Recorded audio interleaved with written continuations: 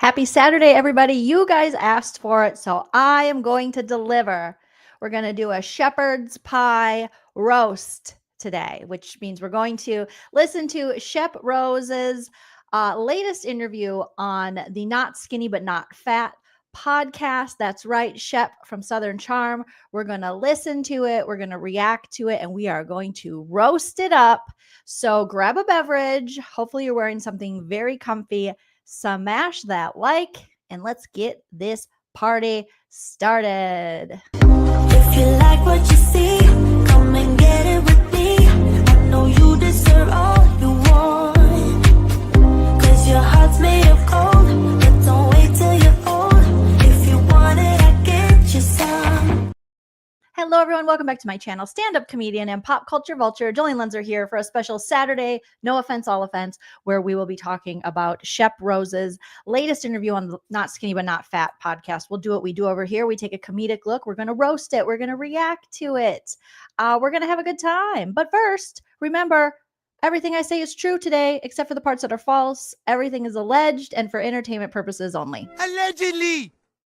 So don't sue me. All right. Also, remember that everything I say is my opinion, and I am very opinionated. That's the word I'm looking for. I was like opinion based. I'm very opinionated, but that doesn't mean you have to have the same opinion. You are welcome to sound off in the live chat or the comment section. If you're on the replay crew, hello, replay crew. Don't forget to put your disco ball emoji in the comment section to show that you're on the replay crew.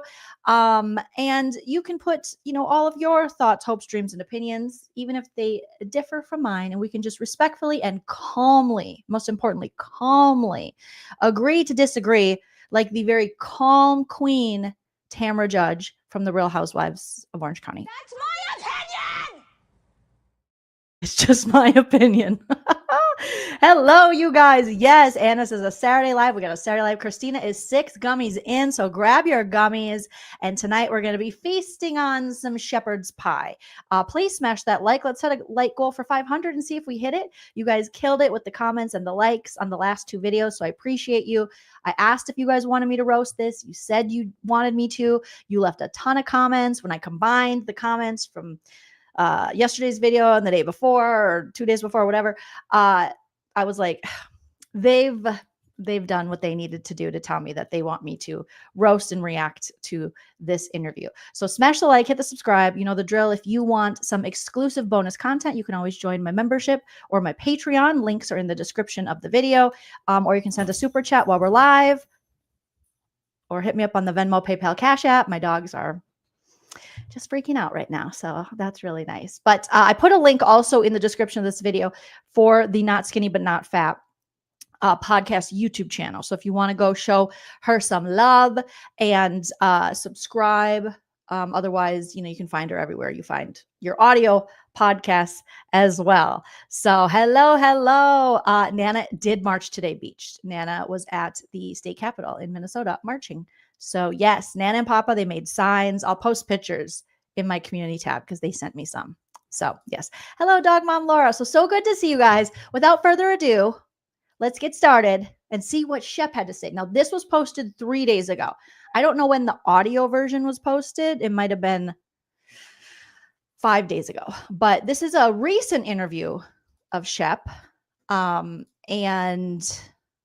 let me just pull it up here. Put a thumbs up in the chat as soon as you can hear the audio on this. And I want you guys to sound off in the live chat and let me know what you think of what Shep has to say now that Southern Charm is wrapping up. We're in the reunion phase, and Shep has gotten himself in, quite a bit of trouble through the years. And most recently with his stance on what he thinks Paige should have done and her stupid little talk show being Giggly Squad, which has turned into a huge podcast and also afforded her and Hannah Berner a lot of opportunities to do some really big things. I think they're going to be on Jimmy Fallon next week if they weren't already. I just saw a post saying they were going to be guests on Jimmy Fallon. We know interviewed on the red carpet. I think of like the Vanity Fair Oscar party or something. So they're doing big things, but I love how Shep is like, just your little talk show. Also, now that I am watching and caught up on White Lotus, tomorrow is the finale, and I will be doing a roast and recap of the finale. And knowing that the White Lotus writer Mike White based a lot of the characters of the Ratliff family on Southern Charm. Now I'm like, oh, knowing what I know now about White Lotus and the brother situation and all the stuff, I'm just like, Lorazepam. Lorazepam. Like, what's really going on, Shep? What's going on? Who took my lorazepam? Thank you, Katie, for the first super chat of the live. Katie says, I'm bartending and saw the notification. I'm trying to kick everyone out to listen to this. F Shep. Listen, Katie, just put it up on the TVs if you can. I guarantee everyone in the bar will enjoy this. They probably won't. They probably won't enjoy this, but maybe. Try it. Okay.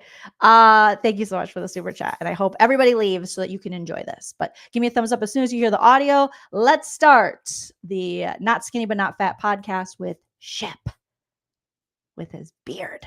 Us Magazine or my sister, I would Us Weekly, totally, totally thumb through it. Yeah, it takes like 2 seconds to read. By the way. And also, we were talking about White Lotus, and I was calling her Michelle Moynihan. Yeah, you like pronounced it right, probably. That's because I have a tremendous crush. Oh, Always have. You've been studying it. Well, I don't know. She's married. Wait, so was that more like, was that a cooler moment for you because there was a moment with the White Lotus where they said they were copying? I thought that was incredibly funny, and I'm glad that it exists. Let's put it that way. And that they know about. That means they like the cast, like they know about y'all. They do, and Mike White does, and cameo. It's very nice. It's very nice. Yeah, but I don't think he thinks very highly because the family that's based on you, the mom is a pillhead and very materialistic, kind of like Patricia.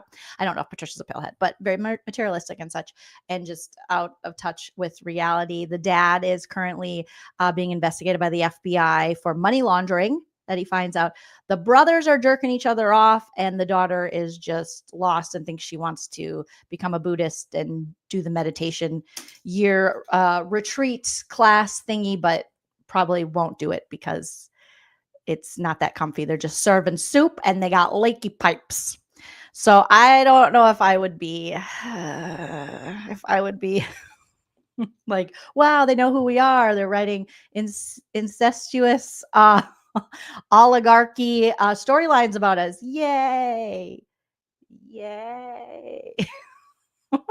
Thank you, Silly Gooses. Shep is such a loser. We're starting off really strong, Shep, with you. Really positive vibes in the chat for you, Shep. And of course, it's not exactly complimentary. Like, okay, so he's like, it's not Shep, unless you and your brother are like the Ratliff brothers. I don't know. It's like, here's a crazy family. They're just like you, and you're like, well, but I'll take it. I'll take whatever you get. Yeah. I wouldn't take it. I would be like, well, not me. It must be about Austin or Whitney, those weirdos, Thomas Ravenel, not me. I wouldn't take it. No, I mean, it's just funny. And you know what else it tells you a little bit, I guess, is that acting's hard. And to have like a touchstone to work off of would be incredibly helpful, I would think. Yeah. I don't get me started. I was in a movie and I was so bad. And I was like, acting's hard. Like, wait, when? First of all, by the way, Shep, everyone listening to this that knows my acting story knows that I came to the same exact conclusion. Acting is hard. Yeah. Like being on set all day, trailer life. Lines. You got to memorize the lines. Not only, so in your mind, you're like, what am I going to? I love how these two are like, work is hard. It's like hard. Like expectations, it's très difficile. To say next, but you also have to emote whatever the line is saying. When did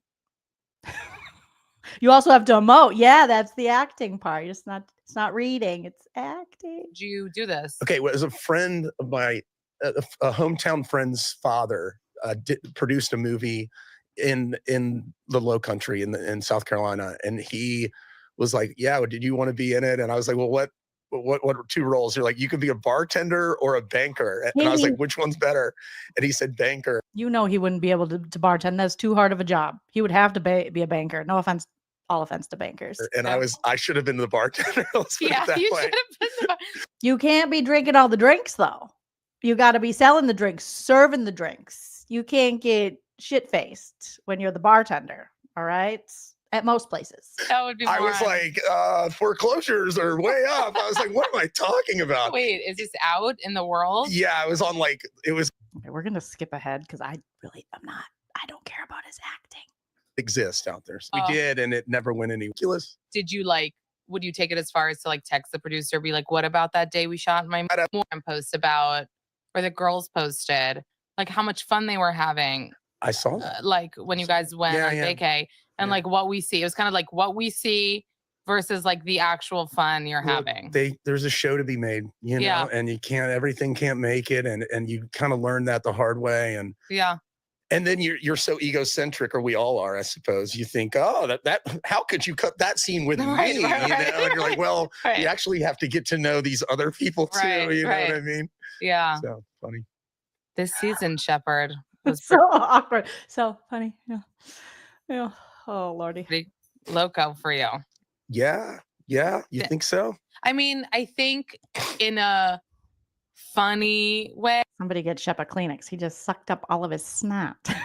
Good. for us, That's all I want. but for you, Shep is giving Saxon vibes right now, and has before from the Ratliff family. did it? Yeah. Were you able to look at it? Like now that you're, when did you film it? Was it a year ago? Yeah, quite literally started filming in April of last year and got done in June.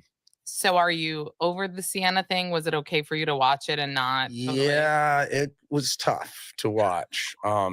And it's tough to Was it? Was it? Because it was so entertaining to see you get a taste of your own medicine and watch that girl not be interested in you. Woo, that was good. be a part of. Yeah. But I don't know. I'm sort of proud that I was completely upfront and honest and said what I wanted to say. And Bro, it was very, very awkward and cringy to watch a 50-year-old man borderline stalking a baby 20-something, like mid-20s, Miss Bahama. It's getting weird. It's getting Leonardo DiCaprio weird at this point, okay? what I felt at the moment, and how can that be a bad thing? You know? It was bad. It was bad. You need to get age appropriate now. It's just these women, they don't know what you're talking about. They don't know your references.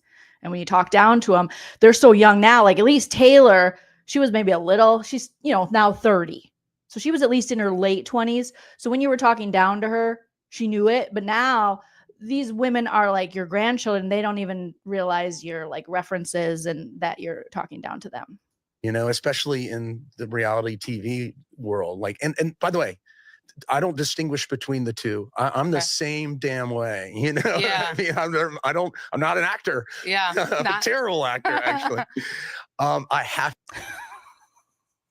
So I don't he doesn't distinguish. What we see on Southern Charm is what he is, which is scary. I mean, I'm honest to a fault, and and by that I mean, if you're my friend and I did something embarrassing, like I'm probably going to tell you about it, even though I'd probably be smart not to. Yeah. I mean? What can you tell us about Like what you did to Craig at BravoCon? Yeah. Sienna that we don't know? So you met so you said you started shooting in April. When did you meet? When did you connect? He met her at a high school.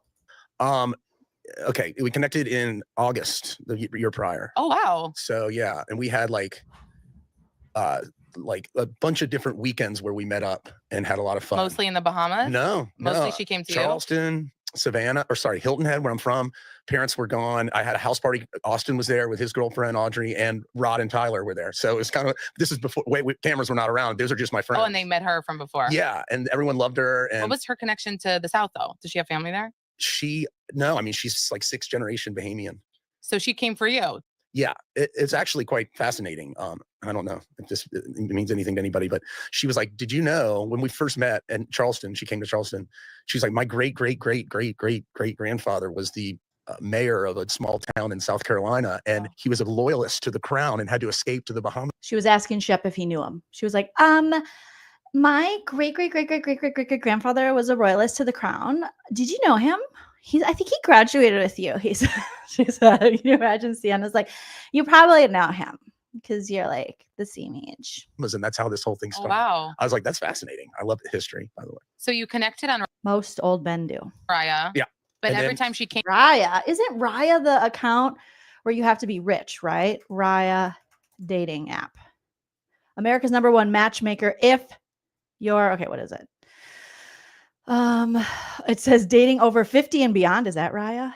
Raya is a private membership dating app known for its exclusivity and focus on high-profile individuals, including celebrities, artists, and influencers, and it requires an application and acceptance process rather than open access like other. He should just go on Plenty of Fish because that's really what he wants. You know, he just wants the Plenty of Fish hookup. But apparently, Chef gave them the right paperwork, and his celebrity and probably his, bank account allowed him to be on Raya. And that's where he thinks he's going to find love. That's cute. That's cute. Why won't you play? came to the South, you were the reason she was coming because why Correct. else would she come? Correct. So she was into this at some point at the beginning. Totally. No, I mean, Was she into it though? She was probably, maybe she thought, I think this man is on hospice and I want to give him his last wish, which is to have a beautiful, successful young lady friend.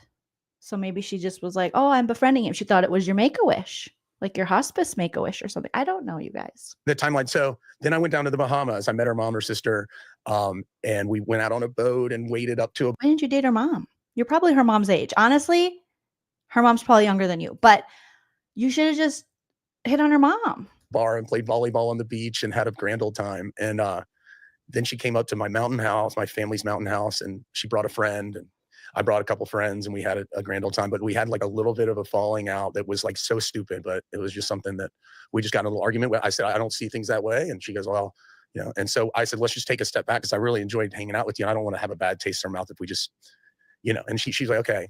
And then, So he didn't agree with her on something, or she didn't agree with him. So he's like, well, we got to take a step back. You don't agree with me. That's probably politics. Remember how he talked down to Taylor and like her geography knowledge, her history knowledge? Can you imagine? I'm sure that was the big red flag where she was like, no, Sankey.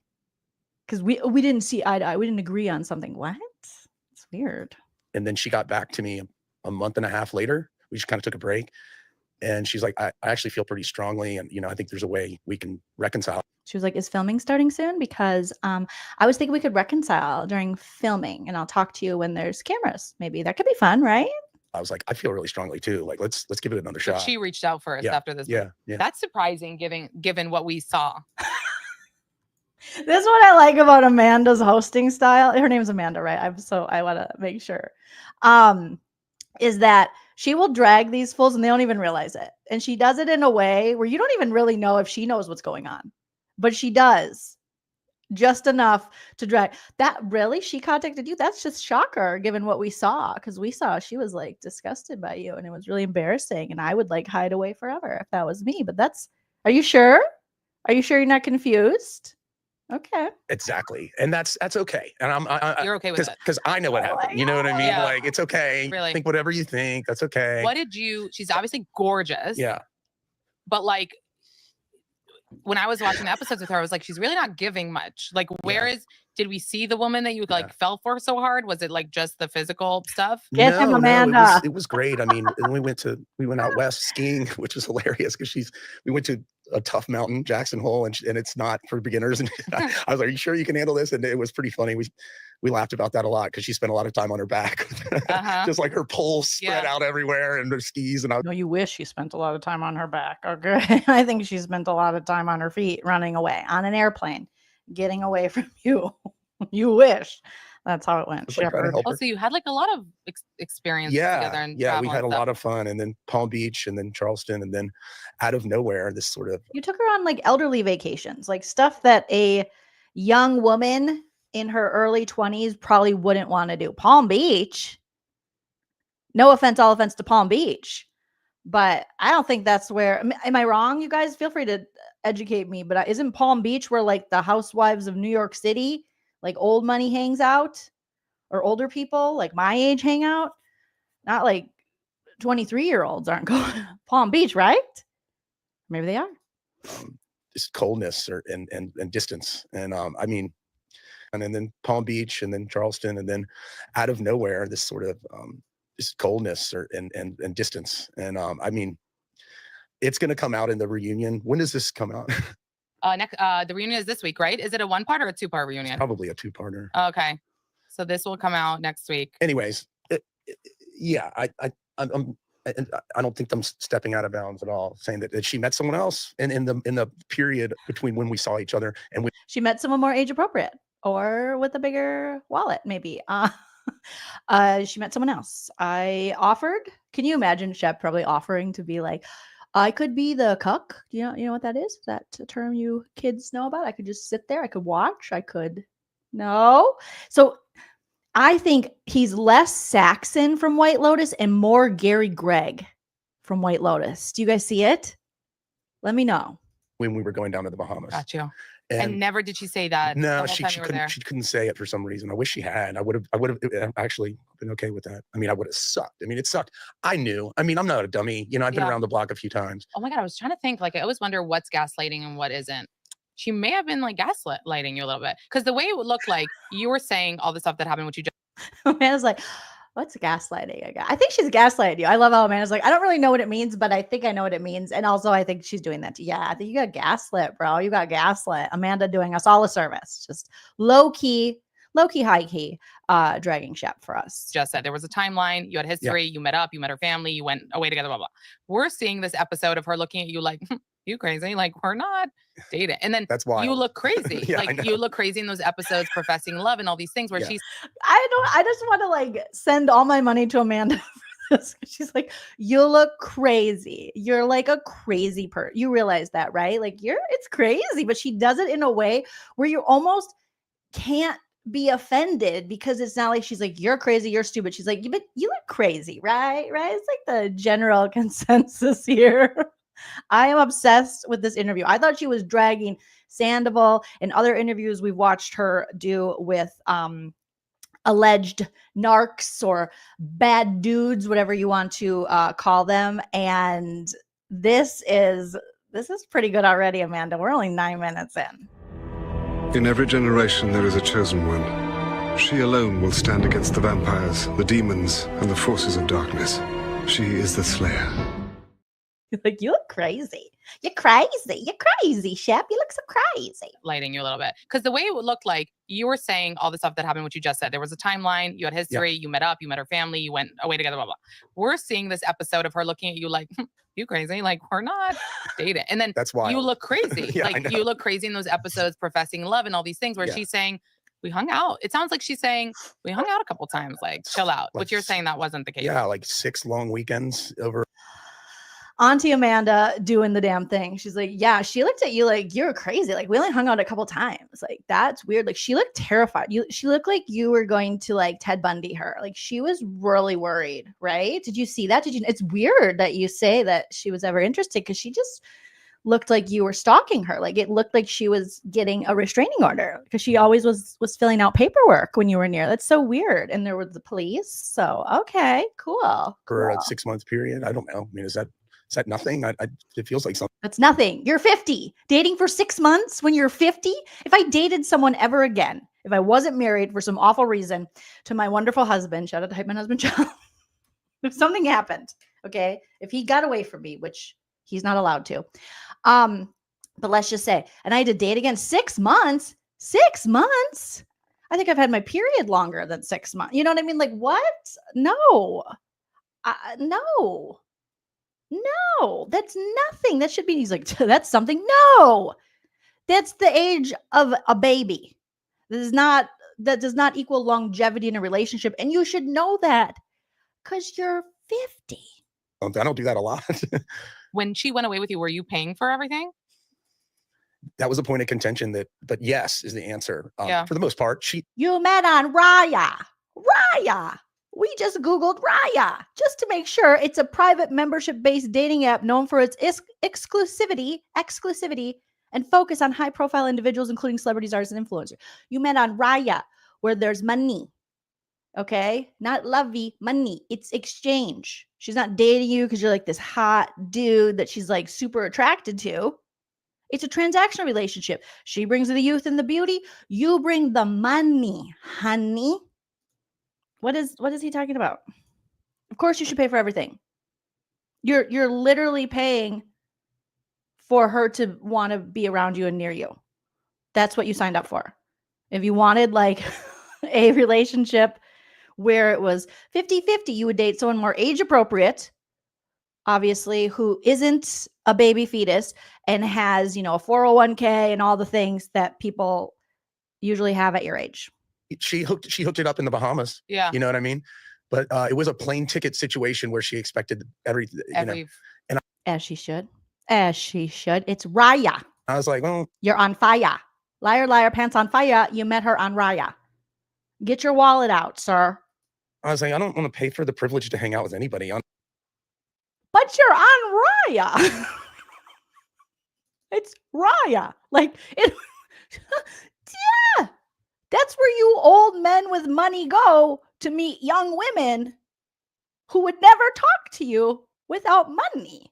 This is literally the oldest tale as old as time, song as old as rhyme. Beauty and the Beast, but he has a little bit of cash. Honestly, like, I'll take care of everything. Don't you worry. Yeah. But like a little meet in the middle situation. Yeah. Meet in the middle? What's she going to buy you? Fries? Wings at your favorite bar when you're watching the game? I mean, what do you want from this woman? She's like 22 years old or something. She doesn't have any money yet. Her life is just beginning. Yours is ending. Spend your money. Like my grandpa used to say, you can't take it with you, Shep. And like you didn't want her to maybe assume, and I think that was a cultural difference, if you want to know the truth. I'm sorry? No, that's just you thinking you still got it like that and that you're like a young buck and you think you're her age and you're not. She has to have a reason when her friends go, what's with the old guy? She's to go, very successful. Money. Oh, okay. Cool. He's got money. Yep. Mm-hmm. Yep. The same way you don't date people who you would deem old and unattractive is the same way she doesn't date people who are old and broke. I don't know. I think that, so I guess that's but like, I love it when girls like, I'll meet you there. You know what I mean? Yeah. Like that's like it's chill. That's by the way, that's empowering too, Yeah. right? Like you don't have, you know what I mean? I don't know. Whitney, So I don't really. I love that Candy's like, Whitney thinks the women want him. Whitney is so gross. He's not only a disgusting human the way he talks to women and he is a titty baby Nepo freak, but he's also creepy looking. He's like that emo guy who died in 2008 in his skinny jeans and hair like this. And no one told him. And then they dug him up. And now he's just like death walking with money and fat shaming because he fat shames people. But yeah, the fact that Whitney thinks these women want, sir, that's why the woman imagination is so powerful during intercourse, especially for these women, because they have to sleep with you and they have to think of everything else but that you're on top of them with the Coca-Cola Classic sweats talking about your mommy's money.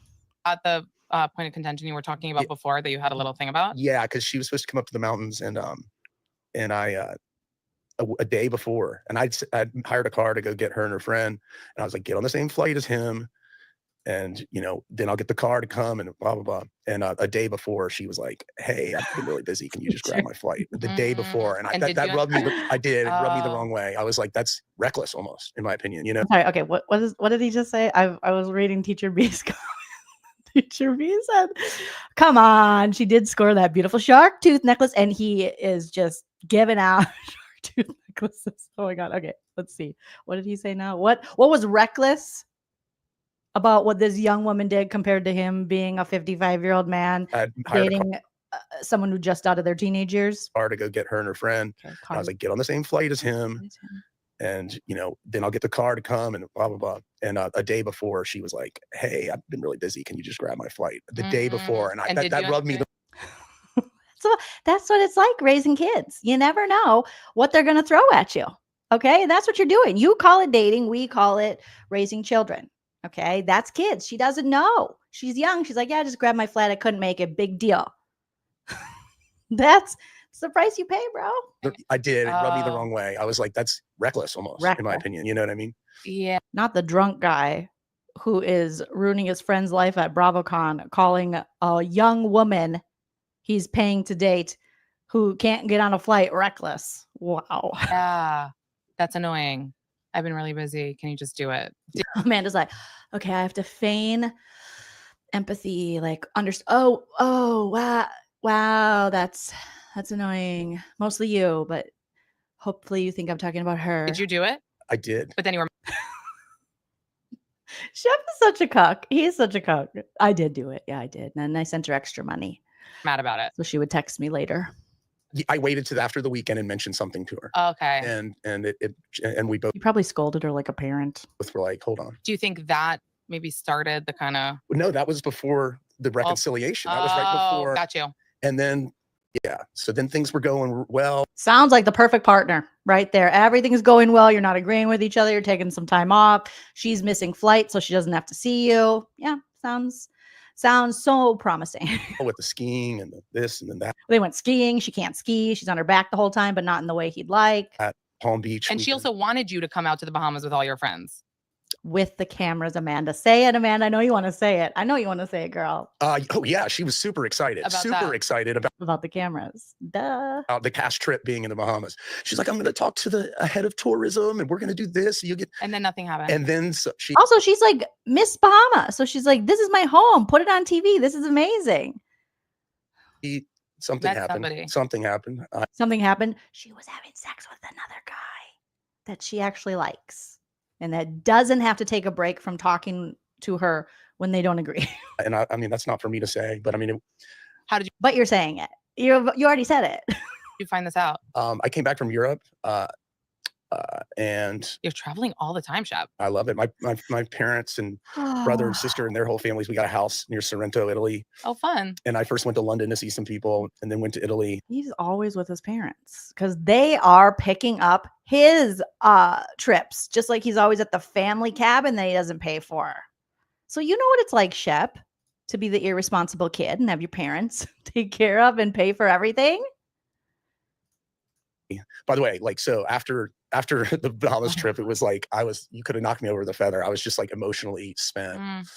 And so, you know, it was just a lot. And so I kind of cut it off and I didn't think about it much. I mean, of course you think about it some, but you're just like, okay, you know, if that. He's like, I didn't think about it except for when I stayed up crying and in the fetal position, rocking back and forth while pounding Chipotle bowls. But other than that, I didn't really think about it. April says, just so you know, Jolene, this is a shitty representation of Charleston. My son is about to be 20 and in college, and he has more wherewithal than Shep. I know that, April. I've never even been to Charleston, and I know that they're showing us the worst they have, because the worst they have with these reality shows is usually the most entertaining. The same way, I didn't watch this season of Love is Blind, but it was in Minneapolis, and my friend Jake said, oh, you should cover it. And then I started hearing what was coming out of it, and I'm like, they don't represent all of us, whatever's going on with those people. So totally get it. That's the way it was going to be handled. Then I'm in a good position. You know? Like you weren't the one that did something wrong. I didn't. My conscience is clear. That kind of thing. For the first time in his life, he didn't have time to stick his dick where it didn't belong. It's amazing, Shep. And not that anyway. So I come back. But I think he was going to admit something. Not that I stayed monogamous. Anyways, and Austin recreated a scene from the brothers on White Lotus season 3, but that's neither here nor there. I don't want to talk about it. You'll hear it at the reunion. Allegedly. And I get a phone call from either Austin or Whitney, and it was like, speaking of Austin, hey, I was like, what's up? He's like, you're back on stateside. Yeah. Well, I'm not sure I want to tell you this, but she's dating an NFL football player. She just posted that on TikTok. And Whitney, the gossip girl, sir, as he's dyeing his hair, what is that? Just for Men, as he's just for men spraying his receding hairline, he is following up and stalking poor Sienna online, going, she's dating a football player. Calm down, gossip girl. My God, Whitney. I was like, oh yeah, okay. And so, wow. And Sienna, bravo. I hope you're happy. I hope you're getting all the love in the club, and you got away from this one. That's good. It's good. I said, I sent her a text, like, nothing hateful. I was just. You shouldn't even have texted her. She's a child. You shouldn't be texting children. Who are you, Drake? Stop it. Like, guess I had to find this out somehow, some way. Yeah. Oh my God, how passive aggressive and bitchy. Guess I had to find this out. And she was like, ew, gross, to her NFL boyfriend, who's probably more age appropriate. She's like, ew, gross. this old guy sending me like mean stuff. Ugh. And he always forgets, like when he sends it, it's like he accidentally hits the camera and he sends me like pictures of his ankles or like a blurry floor. He's like really elderly. And so anyhow. And what was her? He's so pissed. He's like, yeah. So anyhow, I not mean, not like what I said about Paige and her stupid talk show and told her what she should be doing on my show. But I did say, would have been nice hearing it from you, child. Response to that? She said something to the effect of like, I was, She blocked you. Just say it. She blocked you. She said, old man River, leave me alone. I was a storyline. I can't believe that. I said, no, you weren't. I said, I came down to the Bahamas to do a bit of a coronation of You would have gone to the Bahamas anyways to get blackout drunk. So it's not like that big of a deal. our relationship. It was going to be amazing. Like that's Coronation. Ew. not there was no negative or nefarious intentions on my part. Not nefarious. There's no nefarious reasons there. No nefarious reasons. Okay, Shep. Yes, Teacher B says, did you see his face when Taylor said she's probably getting engaged this year on the reunion? He's put that, yes, and he probably just wanted to, he's on Raya and he wants to, show off Sienna and look at how well I'm doing and how beautiful she is and smart and look at me, I'm dating a fetus. Look, Taylor. And it blew up in his face. Are you crazy? Like, and if she knew she was going to be a storyline, she could have, maybe she's a better actress than you. Maybe she should have been like, okay. Get him, Amanda. Amanda, you guys subscribe to this podcast, to this Not Skimming, if you haven't already. Show her all the love because, my God, great job, Amanda. it was not like that. And you know what? To her credit, she's like, you're right. I'm sorry. I wish I could change a lot of different things. And I was like, okay, cool. Well, thanks for at least saying that. And then we haven't really talked since. And is she still with a guy? I can't answer that because I don't know. You don't know? I heard no. You heard no. She's currently having lusty, fun sex with him, Shep, and not thinking of you. She's like, ew, I got to get him out of my head. I get those intrusive thoughts. Do you ever get those? She's telling her new boyfriend, and he's like what? Oh, yeah, like, wait, no, I think I know what you're talking about. Like something really horrible, like just like jumping off a cliff. And you're like, no. She's like, yeah, but mine are even more horrible. Oh, yeah, like getting hit by a car or seeing someone get hit by a car, or just horrible stuff. And you have to shake your head to get the intrusive thoughts out. She's like, yeah, but mine's the worst. She's like, what? I see dead people that I used to date named sheprose. And he's telling me about history and sharks. And he thinks I'm dating him for love. And he only lasts like 3 seconds in bed, like Taylor said. And it's just like, and he's on top of me, and it's just like half a thrust. And then he's like, oh, and convulsing. And then he rolls over and farts and falls asleep. I hear, I haven't been like following her personally, but I do hear that she's been like, she does want to have a online presence, if you will. Yeah. Right. She went about it pretty not the right way. Right. But okay, but if she's Miss Bahamas and she's in the pageant circuit, she probably has an online presence already. Like, did that worry you at all in dating her at the beginning? Like, I'm sure have to. No, I would tell her. That. I was like, you only have X amount of followers. I was like, you're traveling the world, modeling. I was like, I've got some suggestions. You should be a bigger deal, I think. Oh, so yeah. So you're trying to manage her. You're like a creepy porn manager or something. You would be supportive of her getting like bigger on social media. Absolutely. But you didn't think ever that maybe that was one of the reasons she was like with you? Or?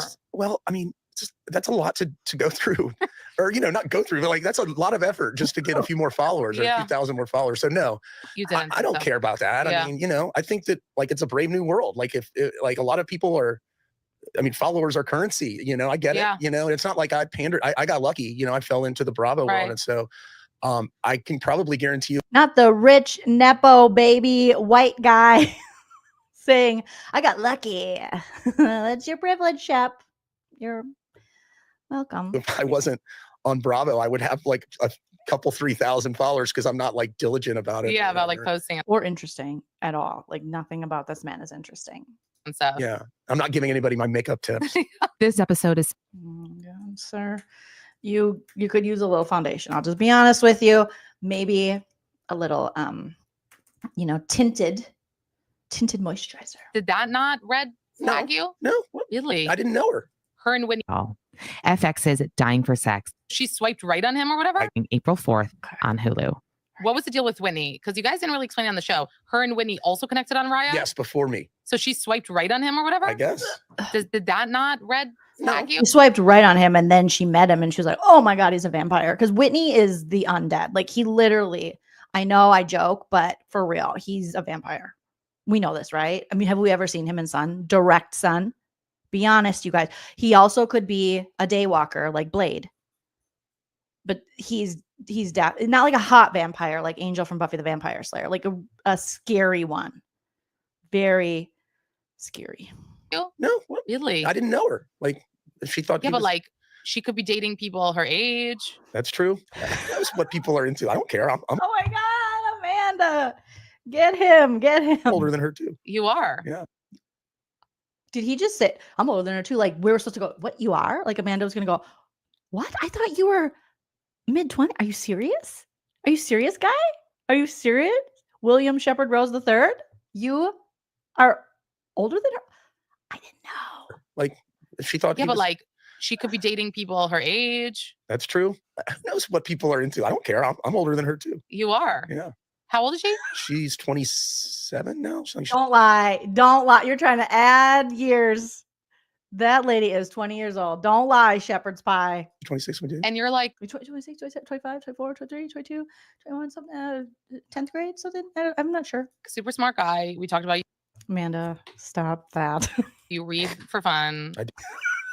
You're a super smart guy. You read for fun. You're into politics. and Yeah, I this just and that. read a Cormac McCarthy novel. I really liked it. The Road. It's cool for you. Do you just name drop a novel you're reading? Yay. Yay. Suggestions, you guys. Your next book club. Well, it's dystopian, but go ahead. Not dystopian. You won't know what it is. It's dystopian. Amanda's just laughing in his face like, what a dork.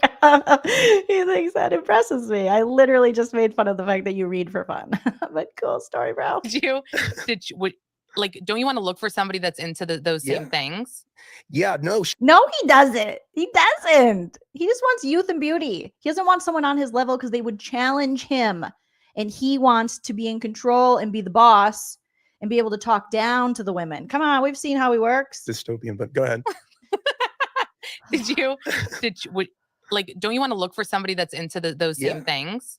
Yeah, no, she's smart, man. Yeah. Yeah, like Well, I didn't say she wasn't, but No. she's just younger and maybe like she's very educated, fun to talk to. There's a reason I felt that way. Yeah. You know what I mean? I'm I mean, just she saying. is gorgeous. And you know? couldn't. Oh well, that is a definite. Exotic. Yeah. And I said this on the show.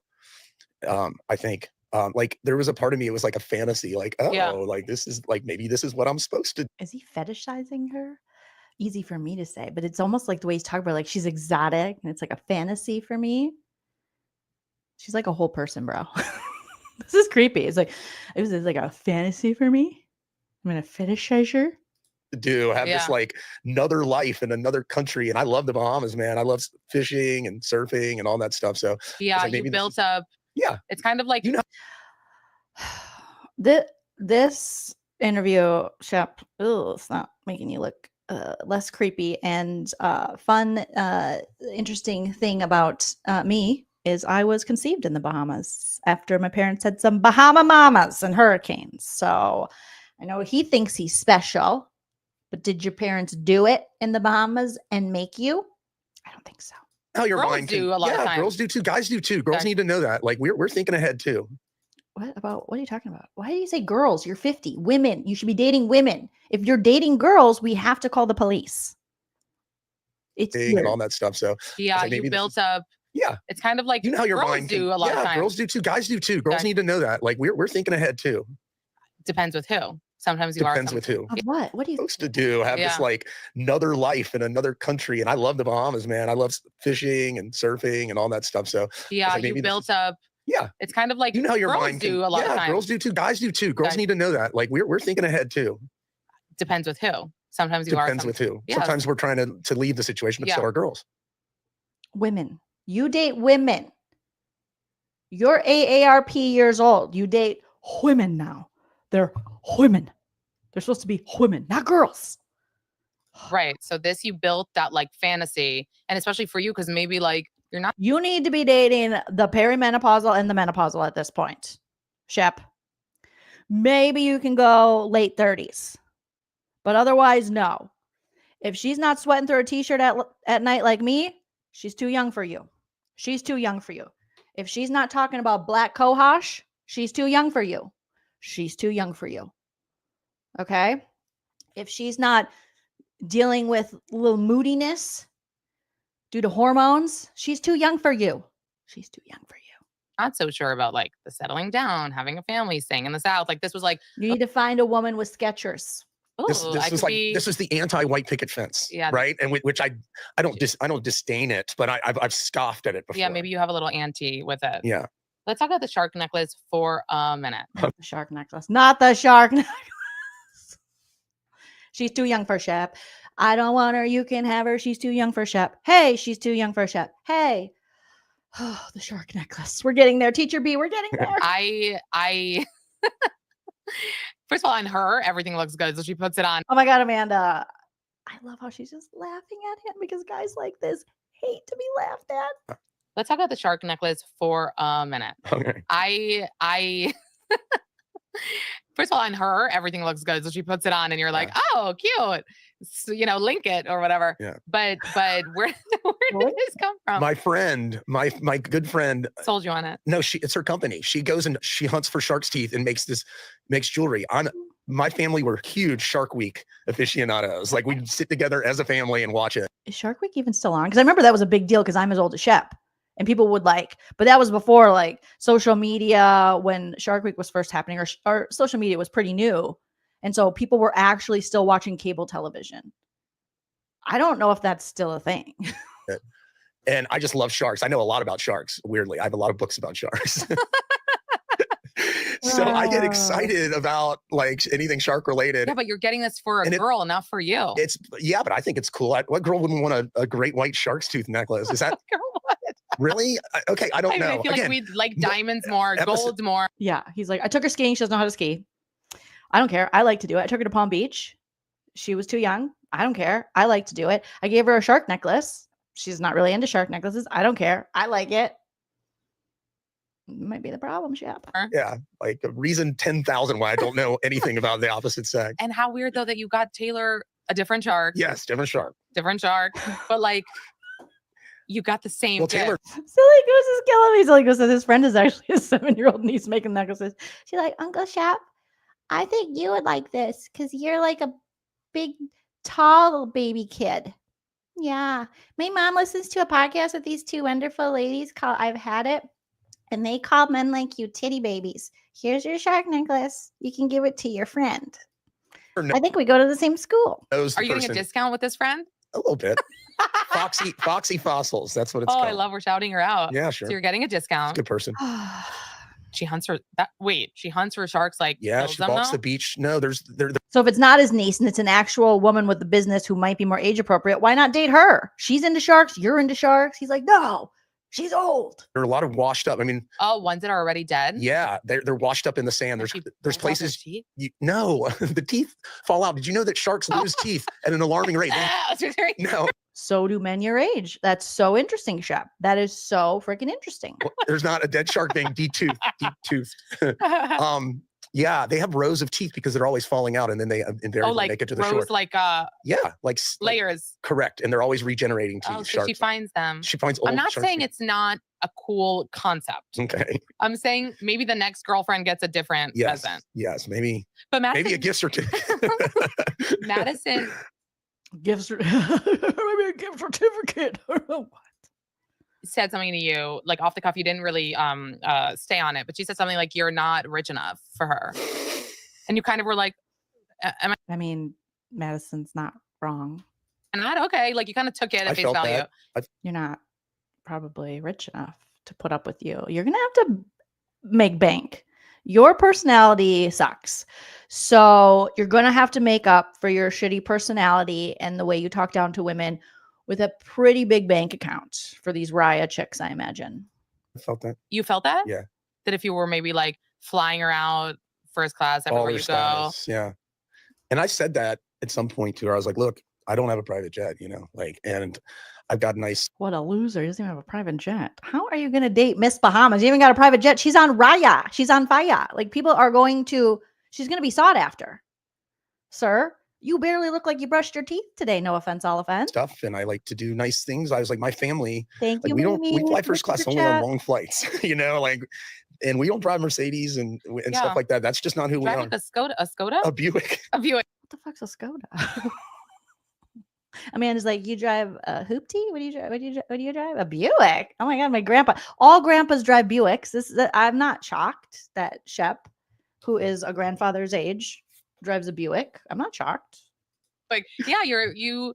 That's just not how the generationally that's just like a big no-no in my family. Like ostentatious, flashy. Got you. Yeah. It's like old money v new money. Yeah, just get what you need, you know. Don't Also, like your house, like even the mountain house, like nothing is like flashy. Yeah, opulent. Yeah.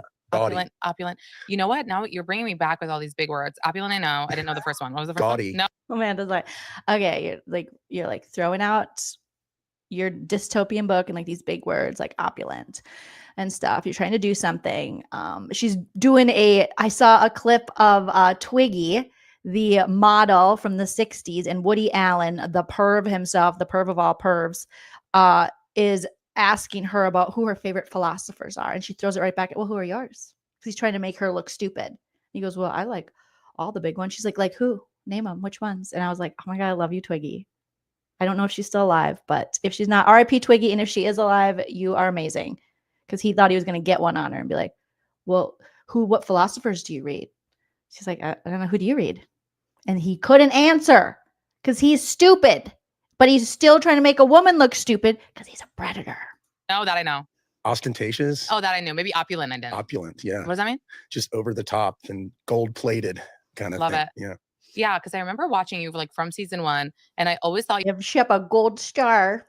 your vocab was Doing his spelling and vocabulary to hang out with his girlfriends who have spelling and vocabulary tests still. like so impressive. Thanks, Mom. And that's from reading. It's from reading and Mom. Oh, thanks, Mom. I thought you were calling me Mom. Oh, like no. it's a mom comment. No. Oh, thanks to your mom. Oh, because he reads. Well, at least he's giving credit to one woman in his life. Mimi says, I have been waiting for you to roast this. Thank you, Mimi loves. You guys are so sweet, dropping the super chats in the live. Jennifer, thank you. It says, Jolene, I love your show. What is your opinion of Craig? I have so many opinions. I feel like Craig is being coddled by the Bravo fandom and middle-aged women who look like me, who thinks he can do no wrong.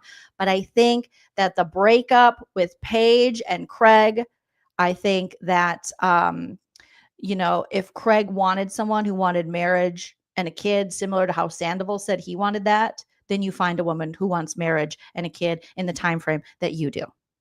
But if you have a specific question, I can answer it about Craig. But I don't like how people are just like, so, I mean, everyone wants to, Captain Save a Craig. And it's like, he's fine. He'll be fine. He's going to be fine. He's very good at lying. Okay. He's not as not ugly. I shouldn't say that. It's not nice, Jillian. Not as unattractive as like Shep or Austin, the Cabbage Patch Kid. And he's making pillows. And I think that their relationship was mutually beneficial, for business, I guess. I think his was more, he benefited more, in my opinion. But here we are. Thank you for the super chat. Thank you. I appreciate you. But let me know if I didn't answer. If you have a specific question, I'll answer it. Chicken Head PK Dork Face Nelly says, my grandpa drove a Jag. Ooh, your grandpa. Is he on Raya? Can anybody hit him up, Chicken Head? Your grandpa sounds amazing. Okay. Shep has a Buick. Mom, yeah, like at the dinner table, it was vocab tests, basically. Wow, really? Yeah. Okay, so the whole time you're on this vacation, your ex Taylor is there, which is really awkward. Might I say, she handled it classy as fuck. Yeah. You don't think so? No. There was a big argument that didn't get aired, not between me and her. I think look, you can't even give her a little bit of credit. Yeah. Well, yeah. I mean, I really enjoyed yelling at her when we were playing sporting things or egg tosses or whatever they were doing. And I really enjoyed making her look stupid, or trying to, with her lack of knowledge with geography and things. So, yeah, I guess, whatever. I don't know. She's dating a real douchebag, but I love how he thinks that he's any better than her current guy, which I'm sure he is a douchebag, but so are you, sir. Taylor, the Taylor I met and I dated is very sympathetic, empathetic, sweet, kind, and all those things. So I mean, I agree with you. She handled it better Like than sitting at that table and seeing. I could tell that was not okay. Like I felt that, and I was sitting there. I'd look over, and I was just like, "This isn't fair," basically. But yeah, it's awkward. okay. Well, I mean, and I guess it helped that she kind of knew that things were on the rocks, and she just was like, "Well, look." Yeah, it would feel worse for her if like Sienna was like professing her love back. That would have been more. Here, she was kind of like, "See you later." Yeah, but also it must have hurt that maybe she hadn't felt that love from you, like that kind of like strong fighting for you love. No telling what was going through her mind. I agree with that. But what was the fight you were talking about? Oh, it was between Sally and Taylor. You know, just about the. It's about everything, you know. But it was, I guess, you know, I'm okay with that not making it right. So he was hoping that the women could take the hit there, and they would show the women fighting over him. So you go, these broads. Because it's kind of. Was it about you? No. Oh. It was just you know, I was just like, oh God, we kind of all are. But you know, you have this moment, that moment, and I'd rather skew towards. What are you even talking about? Humor and wittiness. So seeing your I text. feel like I'm listening to, shout out to my grandpa, R.I.P. Wally. He was just the best. But sometimes he would tell me stories about his friends who were always dead. And they would go on so many tangents and so many things. And I would learn facts about them. And I would just get lost. Like, who are we talking about again? And this is what I feel like when Shep talks. Text to Sienna. Yeah. With the freckled lips. Getting like really just like ripped apart, talked about like cringe-a-linge, like all the things. Cringe-a-linge, Amanda. How did that make you feel watching it? I mean, I probably was a little too verbose on the text. Should have trimmed that down. I need an edit. A little too creepy, cringy, not verbose, sir. Embarrassing. So yeah, but it was tough, man. I mean, it's hard to explain. Because like this whole trip was riding on me being like, it was again supposed to be sort of a coronation, right? And I don't think it was supposed to be a coronation. And it was totally not that. So it's stress. I think she has to know about that, right? Stressful. You were stressed. And I couldn't sleep. And everyone else was asleep. So what do you do at 6:30 a.m. while you know no one's up? Coca-Cola Classic, allegedly. Up for 2 more hours. You maybe get some breakfast. And then you're like, I have these things I want to say to her. Because I was convinced that like, she was ignoring the way that we felt about each other. He needed Bethany Frankel to Scary Island her and go to sleep, to Scary Island him at this moment. Go to sleep. And he's like, no, I have to send this text. I have to tell her. I have to tell this 24-year-old everything. 2 weeks prior. Yeah. 2 weeks. And I was like, are you sure? You know, I was almost like trying to shake her a little bit, like, hey, come on. Like, all these things. 2 weeks. You're like, I have these things I want to say to her. Because I was convinced that like, she was ignoring the way that we felt about each other 2 weeks prior. 2 weeks. And I was like, okay, right here, coronation. I know that that's maybe like a Southern thing. Maybe April can answer. I don't know. But I only know coronation of when you're like at high school, I guess, when you have like your snow days or homecoming coronation, right? Like what was he going to show her off and be like, presenting Sienna, Miss Bahamas, the baby lady that I hope to call my girlfriend, but she's terrified of me. Go ahead. What was he gonna do? Like parade her around? And did she have to curtsy or something? Like what? Huh? Are you sure? You know, I was almost like trying to shake her a little bit, like, hey, come on, like, all these things. I want to shake her. I was like, probably not the best thing to say. Shep. You know, and that she lost that love and feeling, just like that song by the Everly Brothers. What do you think about the fact that you know the song by the Everly Brothers? You lost that love and feeling. Whoa, that love and feeling means you're too old for her.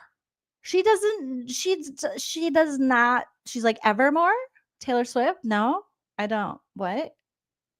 You know the Everly Brothers. Like you're too old for her. The commentator is saying, because like I, for one, when I posted about watching, I said like that I feel so bad for you, you know, in that situation because I'm human. There's another human, hurting. I feel bad. Okay. A lot of the Bravo fans, like we talked about before, have a lot of opinions. Sure. And they were kind of like, he's getting a taste of his own medicine. How do you take that? I agree. Really? Yeah, I'm okay with that. And I mean, I'd like No, you're not. Your face tells a different story. Your body language. I agree. Yeah, I'm totally cool with that. Like, I love it. I love being embarrassed and getting a taste of my own medicine. Yes. to think I'm not sort of pulled He can't even own that the rug was pulled out from under him. And he really thought he could conquer every lady, because that's what he thinks of it as, a coronation conquering. And he's not used to this type of behavior and being like rejected like this. And he can't even sit in like, yeah, I looked pretty stupid. Yeah, I really, yeah, I definitely got played. He's like, no, I knew it. I know what's going on. rug out from underneath someone capriciously like that. Yeah. Not capriciously. But I've been not so great in the past. Yeah. And You mean not so great? You've been horrific. You have been horrific. Emphasis on the whore.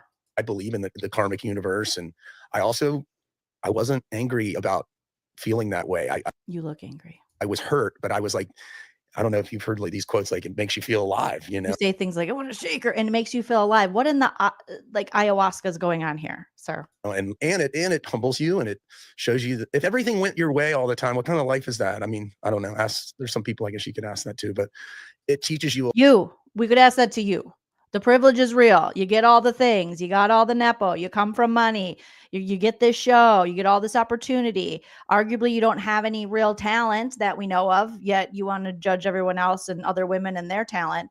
But yet you have this job for however long, 12 years or whatever. Southern Charm, I think he said, you have 10 seasons, but it's 12 years or something. And you just keep getting rehired, even though you keep fucking up. You're still trying to figure it out.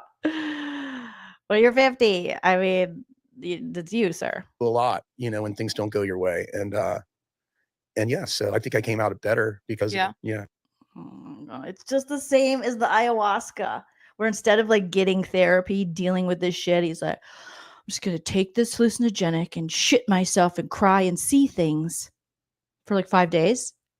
Cured. And I'm going to just go right back to partying and Delulu behavior. Your friends were trying to help you there. Do you think Craig was very much adamant about what you should and shouldn't do? He was callous, to say the least. Was he too hard on you? I just think he was just, it's funny because at first, when this was all going down, like before we went to the Bahamas, Austin was like, nope, this isn't the one, this isn't right. And Craig was like, I don't know, like, and so those roles reverse, which I find kind of funny looking back. Did you take it as he's being a good friend, or were you like, calm down, like, let me live my life? Well, I was like, Craig, man, like, I didn't ask for this, but here we are, like, I'm sorry your vacation's being a little bit hindered by, my drama, and trust me, go do whatever you like and go have fun. But I was so mixed up in the head that I wasn't thinking right. That's for sure. And sometimes you have to just learn it on your own, not because someone told you. Yeah. What about falling asleep on the beach? It turns out a lot of the people were right. And by that, I mean, I didn't know what to invite her to. I felt responsible, we were there because of her. So I had this like, does she want, what is she? And she was, like, what are you guys doing? And I was just like, but it turns out if she was at everything that we did, it would have like totally sort of screwed the trip up. Yeah. I feel like, because there are other people, and I'm not. No. Just like what you were saying about Paige, how she should have been there and done more stuff and showed up. There's no way you're like, yeah, no, it's fine. It's fine. We know how you think. You think you're paying for her. You said she picked up a little bit in the Bahamas, but you feel as though like you're investing in this. She needs to show up for you. So whatever he's trying to give us, I don't believe it.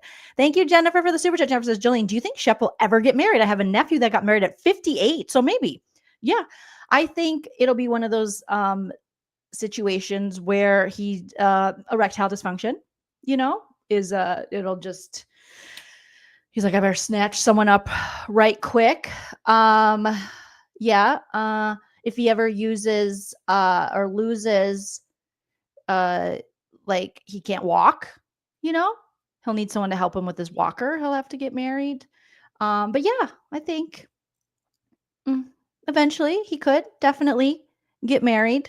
I think he'll get divorced, because he hasn't fixed any of this. But yeah, if he needs something or is like, going through something traumatic that he won't process, like a loss or something, I think he'll get married real quick and it'll be a disaster. That's just what I see. But yeah, unless he did some like real work on himself.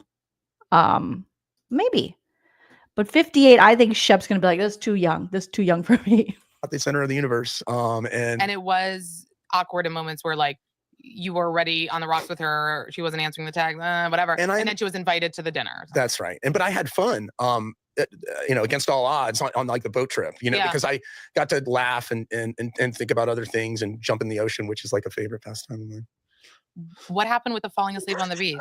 Trying to convince us that he was fine, and he's even like, like his body is reacting. Like they always say, you can push it down, but your body will always react, and that's what's happening, I think, with him right now. It was a long day. What night was that? That was the night. Just like a favorite pastime of mine. What happened with the falling asleep on the beach? Oh yeah, it was. Oh my God, he pulled a Schwartz. Yes, the Schwartz falling asleep on the beach. That's normal. What night was that? That's not a red flag for a lady starting off her life. She got Old Man River blacked out on a beach, and all her like family and friends like, we went to the beach this morning. We saw your old man boyfriend passed out on a lawn chair. He didn't know where he was, and half of his wiener was sticking out of his little fly there. I don't know what's. Is he okay? That was the night after the dinner, maybe. I thought we were going to work on our drinking, Shep. Just a long day. Dinner. Yeah, it was just a long day. Yeah, I've had that happen. Just a long day, and then I just pass out in public. And I ran out of gas and fell asleep on a beach chair. Like on the beach chair. Yeah. Did you wake up in the morning or? Yeah, he's trying. So right now he's like, I just fell asleep. I was just really tired. I worked so hard on that letter to her. So yeah, I was just really tired. It's like, sir, you had to have been drunk. All the night. I woke up at like 5:30 a.m. and couldn't go back to sleep. Ta-da, Were you super drunk? Oh yeah. Thank you, Amanda. Thank you, Amanda. He wasn't going to tell us that. He was going to have us believe. He just passed out, staring at the stars, thinking, just so exhausted from the job he works that we don't know because it doesn't exist. But he was just blacked out, drunk. Who would want to be with a guy like that who's 50? And she's young, and it's like, oh, where is that husband of mine? Oh, passed out on the beach. Oh yeah. Well, go to your room. And then he's like, woke up if I couldn't fall back asleep. You know how that goes. No, we don't. We don't. I mean, I was drowning my sorrows. So now he was so sad about Santa. It's her fault. So he's drowning his sorrows. Not just that he drinks a lot because he's a drunk. It's just he's drowning his sorrows. I feel like you got like fitter, right? I did. Like going into this season, even we see you like more into. This is like the Bravo men. They don't correct the things, the personality disorders, the abuse, the addiction, the shitty personality. Like they don't correct that. They just work out, and then they go, yeah, I did get a couple of abs. So I'm good. I'm fine. We hear this from Jax. We hear this from Sandoval. We hear this from Shep. I mean, we literally hear it from every problematic person. We heard it from James. I'm going to the gym. Like putting on more muscle and eating more protein is not going to fix this. But somehow they think, I'm doing really good. I've been benching. So, just to add a little bit to my misogyny, I like to lift the weightsies. Amanda, I hope you brought this up to laugh at him. Did. I was been working out a lot, and I like exercise, and I have a trainer, and I really like him. By the way, he's Austin and Craig's trainer too. We don't always codependency, Sheppy. Chickenhead, thank you so much for the super chat. Chickenhead says, "'Cause that's an aphrodisiac." Drunk old man. Oh yeah, whenever I see a drunk old bummy man on the beach, I'm like, ooh, come and get it. That is like marriage material. Put a baby in me or someone younger. No. Let's go together, but when we do, we have a lot of fun. How many times a week do you work out? If I'm in town, 4 to 5. Oh, really? Yeah. And before, were you working out at all? Not much. One of those days could go to therapy. One of those days you could clearly go to therapy, right? You could do a little self-reflection, self-care that doesn't involve, squatting. Okay. But Really? all right. And and I eat like poke bowls and like and fish and and grilled chicken, and like I just think about it, Really? And drink a lot. yeah, and I lost like 20 pounds. Woo. Woo. Ozempic. Of course, men do the least and just lose it. I- Like, and you're you- like, no more like chocolate. That's it. You lose 20 pounds. Yeah, no more like pizza, even though I'll break down and eat some pizza every now and then. And what about the drinking? Thank you, Amanda. I cut down, and I'm Ah!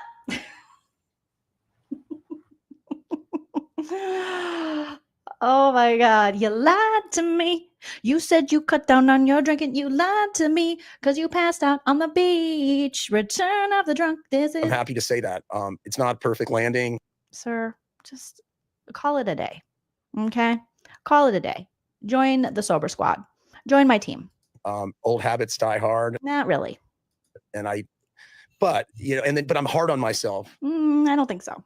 And I'm really thinking about it. Yeah. You're going to think about it so long so you never have to actually fix it and quit. In certain situations where before it was like, you want to make an omelet, you got to break some eggs kind of thing. And I'm not like that anymore. And What the fuck is with these omelet analogies? I think this was like the second time I heard that this week. I'm like, now.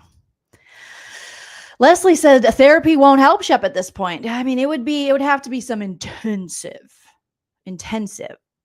cognitive, behavioral, I don't know, electric shock, possibly.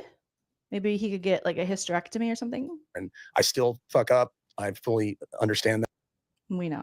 that. And I'm just trying to minimize all that and But how? By lifting weights and still drinking? try to be the best version. But But by how? By reading dystopian novels and then name dropping the authors? it's not. And, I think about, Or dating babies? uh, This is awkward. He's like, well, let me think of things I've done besides lift weights. about it a lot, if one day it's Lobotomy? like, this is too much, Yes. then I'll have that honest, tough conversation with my I think it is too much because remember how you acted at BravoCon to the point where your friends didn't want to be with you, and then Craig found out that you were going behind his back and telling executives and people at Bravo at your job and his job that it was him doing these things. myself, and I would say that's a good sign. but it's crazy these days. I No, it's not really that crazy. don't know if you know this. She probably doesn't. You should mansplain it to her. Like the alcohol sales have dipped dramatically. This next generation of people aren't Drinking. doing it. But boy, our parents and at least mine, like that was it. You got to So now, can you believe it, Amanda? This next Gen Zs are just like not drinking, and the alphas, what are they, 10? They're not drinking yet, probably because they can't buy it yet. But yeah, they're not just drinking their sorrows away. It's so weird. I saw it on the TikTok when I was looking for my girlfriend who was hiding from me. case of beer or a Yeah. bottle of whiskey and see where the night took you kind of thing. So it's interesting how Yeah, now things are when you're changing. not drinking, you don't. Usually, when someone doesn't drink, the old thing would be like, "Are you pregnant?" Or if it's a Right. guy or whatever, it's like, "Oh, are you sober?" Like, do you have a Yeah, Shep's like, I am not quitting drinking until I'm pregnant. That's when you'll know. problem?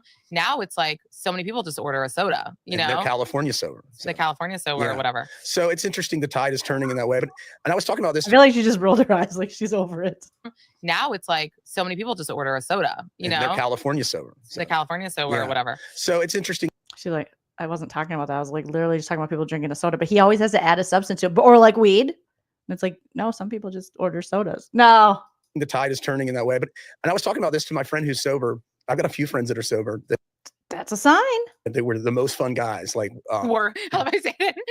Oh, in the they past. were. I Now mean, they're not anymore. Huh? no, well they moved on to another phase and Yeah. they're still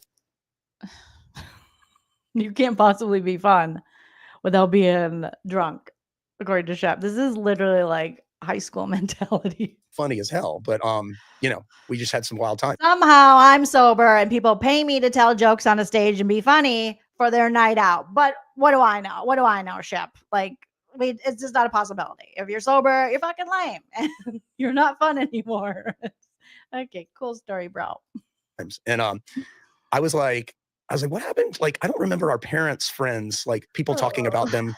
maybe it was just, hey, that's the crazy dad's friend who's here at the dinner party. Is not making much sense. Yeah. I was like, isn't it like? And he was like, yeah. He's like, people were way more sweeping things under the rug for many years there. Yeah.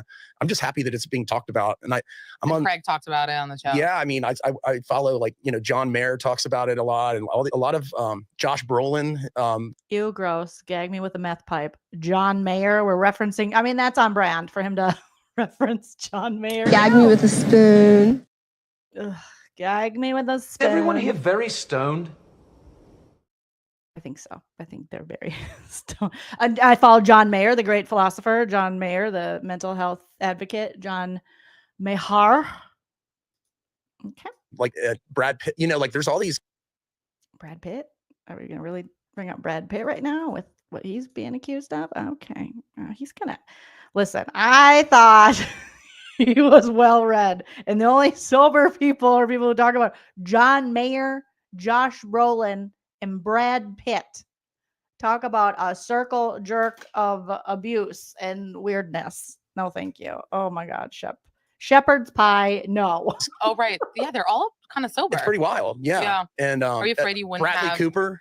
Yeah. sober? Yeah. Are you afraid you wouldn't have as much fun if you were? Bradley Cooper, but I'm not like such a big fan because he's dating in my preferred age range, the 20s. And so, yeah. Weren't drinking? I mean, yeah, that's a fear. Yeah. I mean, I'm pretty talky Cooper. Yeah. Sober? Yeah. Are you afraid you wouldn't have as much fun if you weren't drinking? I mean, yeah, that's a fear. Yeah. I mean, I'm pretty talkative as it is. As it is, yeah. Those are his role models, silly goose. How dare you speak ill of his role models? And John Mayer, who was so disgusting. I'll never forget how he talked about all of the women that he had relationships with and talked about them as like conquest, sharing very intimate details, calling Jessica Simpson sexual napalm.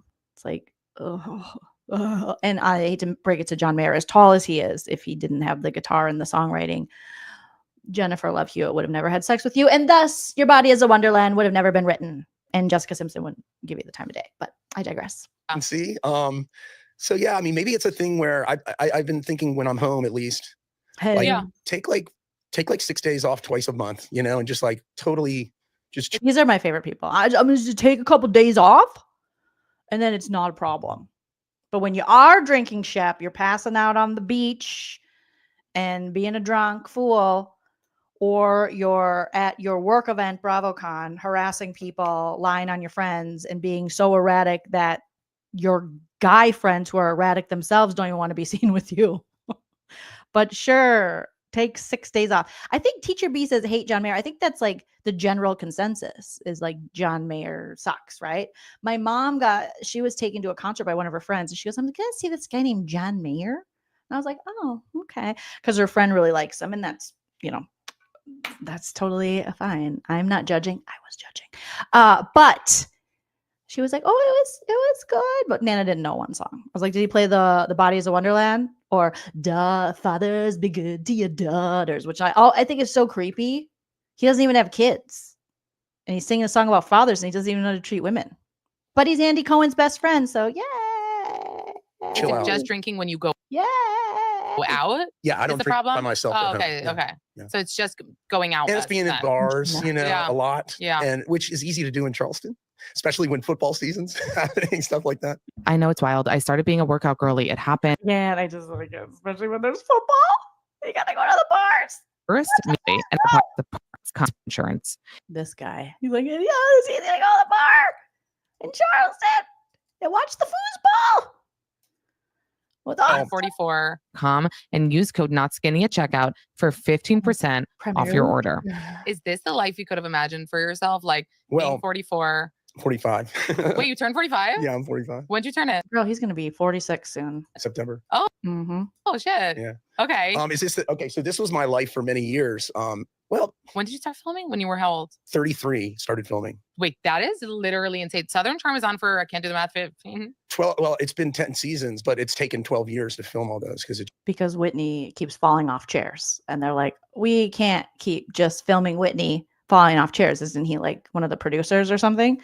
So we need to. They had to, slap Whitney and throw some water on him and drown him in coffee and be like, sober up, old man. It's weird now. just the timeline or whatever. But Like yeah. what I always think about revolving doors. You know that movie? Yeah. Sliding doors. Sliding called. doors. You know, Revolving Doors, that movie? I do know it, Amanda. Thank you, Chickenhead, for the super chat. Chickenhead says, hey, I'm going to tell my boss, I don't feel like working. I'm going to take this time off. Fine with you, boss? Yeah, just like take some time off. Take like 6 days, you know, and just don't drink and then you're fine. I always think about that. Yeah. So like what would have been? So like when my friends who we were all wild, I mean, all the weddings were a shit show and you know, and everybody's getting married and get their jobs were getting serious. I guess if this hadn't come along, I'd be like, I'd have to go down that path. Maybe not. I mean, I don't have to get married, but I'd have a job or a 9 to 5 that would really. Did you have a 9 to 5 before? I have had. Yeah. What was it? I worked for a home builder down in Florida, and then I went to business school and then worked in. That sounds like a long time ago. That sounds like a made up. I worked for a home builder, home in Palm Beach. Yeah, they're really good friends, April. Like really good friends. Like really good. I worked for a home builder. Dubai for a little bit. I was in Dubai. My parents got me a trip to Dubai. And then I tried to start a business, like I franchised this restaurant, and it was. You tried to start. How come all the Bravo loser men try to start restaurants? It's not gonna work. The 1 yard line, I got kind of screwed, and then the show came around. So it's funny how at the 1 yard line you got screwed. I'm sure it wasn't your fault. Things work, right? One door closes, another opens. Were you? So you asked mommy and daddy for an investment in a restaurant that didn't work out. Not your fault. You work for a home builder, home in Florida, and then you went to Dubai. So Shep. Craig has the sewing down south. Yeah. Austin has the chop hop. Yeah. What does Austin have? I just thought he had Xanax. What is the Trop Hop? I started a company called Shep Gear. I remember that. He started a company called Shep Gear? Oh my. Okay. Yeah. And I was it like merch? It was hats and shirts. And yeah. So did Robin from Real Housewives of Potomac, but hers was actually really successful. Her hats. I've never seen Shep Gear though. It did okay. To Craig's credit, is that one of the hats? And he'll admit this. Like I showed him one day my Shopify. Your Spotify. He doesn't even know what he's talking about. He's like, yeah, I showed him my Teespring. Yeah, we all can do that. Like literally, I think I still have a Teespring that has old merch on it. I don't know what he's talking about. I sold t-shirts. I was like, look how much, it's a pretty good month. And he was like, oh my God. And so humble brag, he's got to brag all the time, no matter what. They're not failures. Look at all this money. And even Craig was like, whoa. And Craig has like a legitimate business now. But okay, sure. When his thing got going, he smartly surrounded himself with some people, business-minded folks, and off to the races. So good for him. And you couldn't do that with your trust fund money? I wish him and Austin all the best. Do you though? I just wrote another book, so I'm very excited. Oh my God, I didn't even know you wrote a book to begin with, but another book. Who's reading his books? Is it dystopian? Is it opulent? What is? Cool. When's it coming out? I don't know yet because it's not, Amanda. I just turned in the first draft. I've got other stuff. I've got a lot of editing to do. What is it? Yeah. I just turned in the first draft, which means I sent an email to my ghostwriter and I said, when are you done with the book? He wrote a book like Teresa Giudice wrote a book, allegedly. Gonna be about? It's about my experience doing ayahuasca. Oh no. Okay. Good night, everybody. Thank you so much for listening, watching. I'm not doing this. Goodbye. Thank you. Thank you, next. Thank you. No, thank you. No. Nobody wants to read about you shitting yourself and seeing people like Taylor or whatever the frick you said you saw doing ayahuasca. Chelsea Handler already covered it. I get it. MoveOn.org. Nobody wants to hear about a trust fund, baby.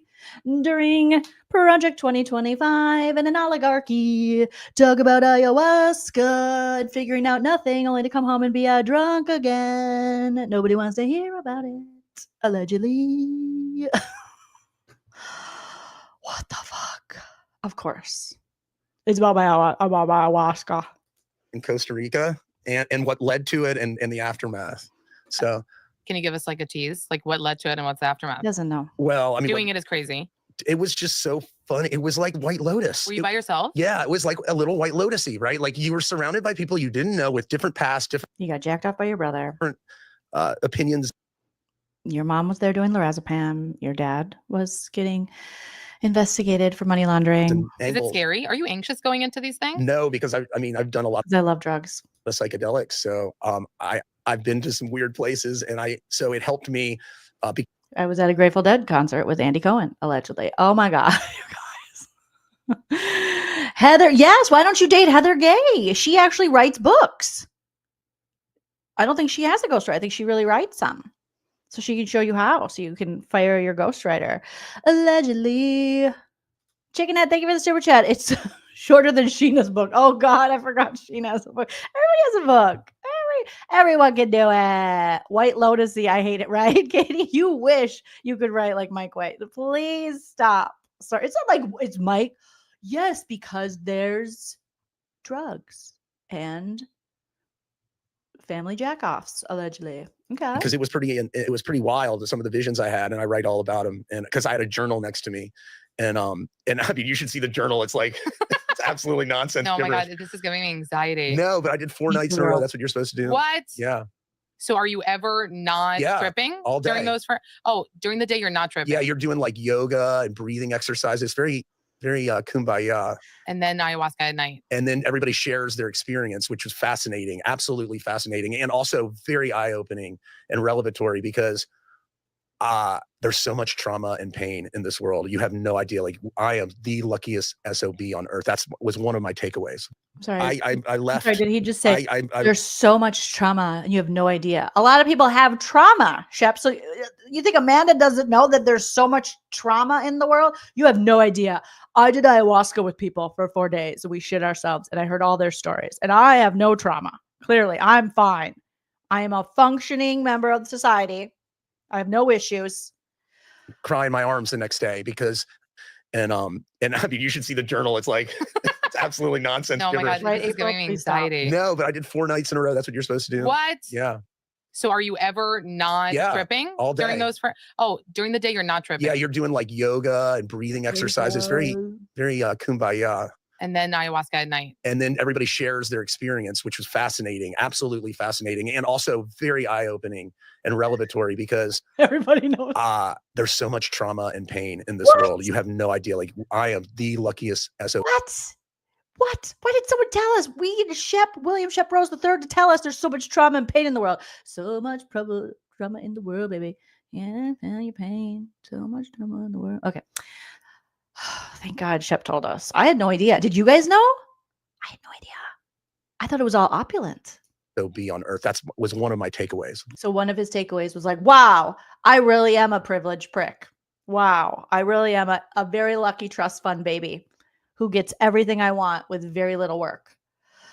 Whew, thank God. More ayahuasca, please. Like you didn't have trauma come up in these things. Mom and dad, fantastic. God. Shut the fuck up. Then don't write the fucking book. What are you going to write? The most perfect McPerfect ayahuasca trip ever. Can you relate? I have a perfect family, mom and dad. Fantastic. No trauma. Perfect ayahuasca. Also, I don't believe that, but okay, sure. Mhm. You couldn't have been better. Brother, sister, thank you. Love you. But do you love them in a White Lotus-y kind of way? Wow. Yeah. So you are lucky. Yeah. And I So mean, maybe it's not for you. You're like, Nobody wants to read that fucking book. Nobody wants to read that fucking book. Forever Young says, it's painful to walk to the mailbox and get his check from his family. I was like, it's probably a long walk for him. And he's like, why can't they just deliver it or just direct deposit? Why are they still writing checks? Nobody fucking cares. He's like, no, my life was perfect. It was great. It was bad. Then what's wrong? Why is this shit happening to you? Why are you having to go off and do ayahuasca and figure shit out? If everything's so perfect, you have no trauma, nothing, no addiction, according to him, nothing. I'm good. There's nothing to solve the here. people that went that like Even Amanda's like, so you're just like, I'm good. There's nothing to solve here. Exactly. He's one of those guys. It's like Jax. How Jax is like, and I became a mentor in rehab the 17 days you were there or whatever, when he was in that 30-day place, which we don't even know what's an alcohol place. And Jax is like, I was mentoring people. You would never be asked to mentor someone. And the fact that you are such a asshole that you think you could provide anything to people who are struggling with addiction when you yourself are still struggling, and think somehow you're going to coach them is ridiculous. Confronted the trauma. It was, I'll give you, So he's going to give us examples. So you're just going to write stories about other people's lives? They better be fiction then. You better make it fiction and add to it. Because if you're just going to exploit other people's trauma to make a buck off your book, hey guys, it's me, Shep, the guy with no trauma. Awesome family life. Parents perfect. Siblings perfect. Everything perfect. Let me tell you these really tragic stories about other people who have suffered and sell it to you for $30 for a hardcover. Okay. yeah. And I mean, Maybe it's not for you. You're like, I'm good. There's nothing to no, sell the here. people that went, that like confronted the trauma. It was, I'll give you, there's so many examples, but I had a grown man cry in my arms the next day because his father was this, and he was able to confront. You sure it wasn't you? You sure it wasn't you just crying by yourself in the corner? You sure? It could have been the ayahuasca. You thought it was someone else there, but it was just you crying. Your inner ayahuasca child saying, be honest. Be honest. that, but he said, but I'm better than ever because of it. Does that make sense? Yeah. No. And then just a lot of other stuff that you're just like, oh my God, it gives me goosebumps. Would you do it again? Yeah. Not goosebumps. Their trauma gives me goosebumps. Oh my God, there's this one person and they lost everyone they loved and everything they loved and they have nothing. And they're just, oh, so sad. It gives me goosebumps. It's really moving. But me, no, trauma free. Thank God. Knock on wood. Mom and dad, perfect. Sister and brother, perfect. Bank account, perfect. Cars, perfect. Jobs, don't need them. Perfect. Yeah.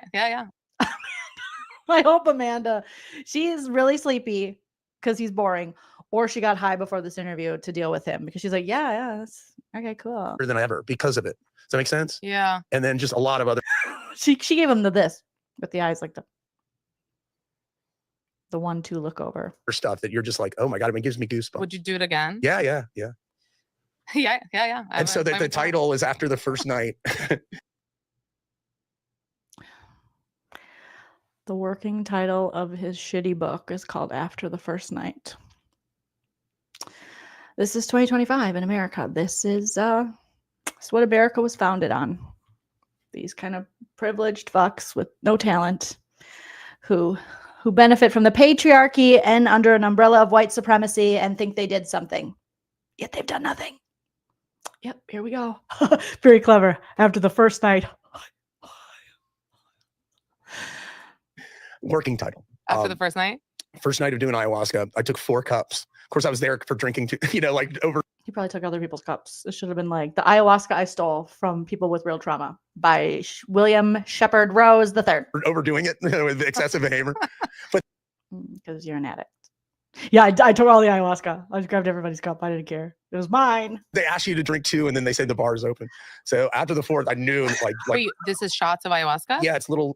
So they said do 2 and you did. He's just there to get fucked up. He's not there to realize anything. Silly Goose, your title is so much better, and you came up with that in 2 seconds. And he's had apparently a whole draft to come up with something.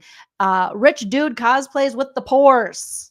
My Night with the Pores by William Shepherd Rose III. Purple. It's like a purple liquid. So you did 4. They said 2. They said 2, and then if as much as you want after What do you mean that. as much as there's no Because there was overdose? like girls there and stuff who like weigh half as much as I do. Right. So they're like, we asked. Oh, they weigh half as much. Yeah. No hashtag no fatties. I just got done with therapy. Oh, my husband just got done with therapy. How was it? It was good. I cried in this guy's arms. He said he wouldn't tell anybody about it, Oh, but he was drinking this drink and it made him shit himself.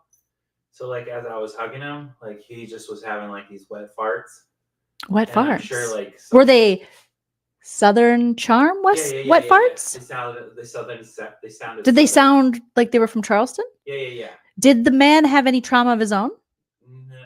He didn't. He was telling me about a story about how he helped someone else Oh, by doing the same thing, but but did he get goosebumps? no, he was wearing a diaper. I couldn't tell if he was wearing this. He's wearing an ayahuasca diaper. Yeah. Oh, so the man Shep was holding was my husband. Yeah. Oh Well, my that was gosh. My therapist's name is Shep. He goes by Shep. Shit, Shep. Shep. Did he tell you about the book he's writing? Yeah, he says he's gonna put a bunch of stories together. He's gonna use Chat GPT. He's gonna prompt it, name 5 male trauma stories I can share. Name 5 male trauma stories you can share. That's gonna be a great book. Thank you, Chell. We got the inside scoop. Okay, you guys. I got the tea. I got all the tea. All the tea. Wet farts. My kind of Saturday night. Wet farts with sheprose. Shepherd's pie. Wet fart. Shepherd's pie. Wet farts. Wet fart. Shepherd's pie. You to do 2, but then you can do as many as you want. But like, I never did more than 4. That first night I did 4 because I was like, let's see what this is all about, you know? Did you go down the next nights or go? So I Chill. Oh, he already, I think, went to shower because he's got home from work. But the good question, Sean, was it in a tent? go back to my journal. I knew right away that I was like, it was in for it. And I wrote down in my journal, why must I always lick the jar? Is that the title? Yeah.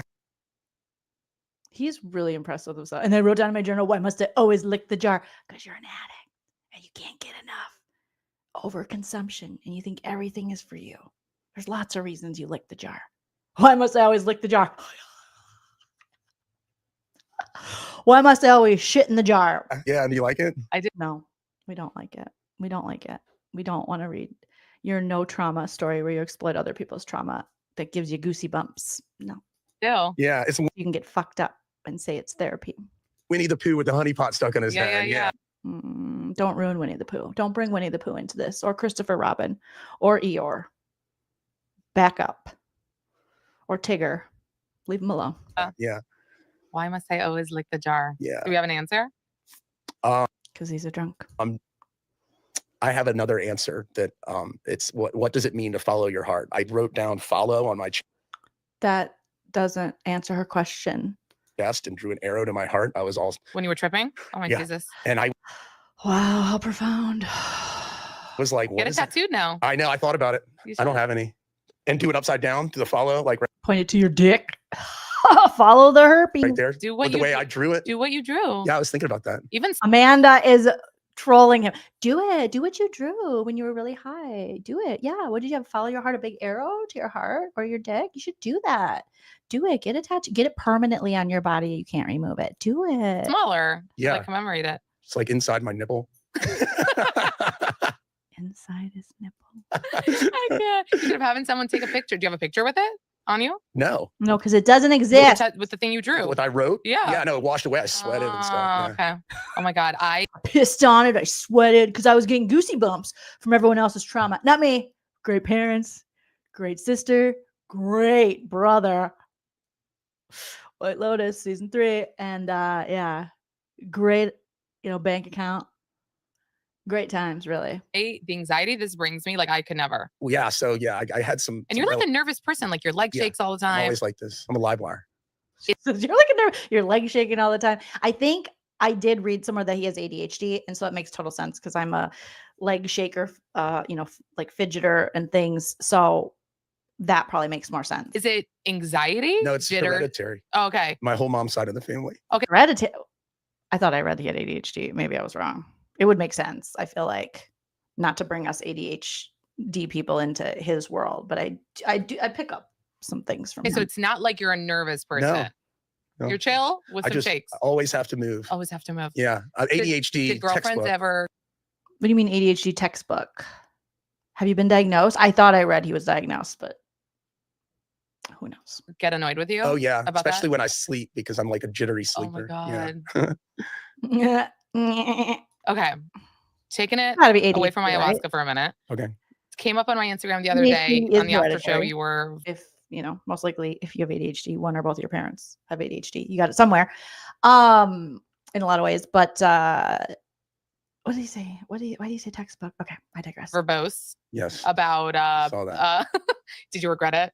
I'll say what it was first, but you went off on page Not Yes, question him going off on page. off on her. I just You went off on her.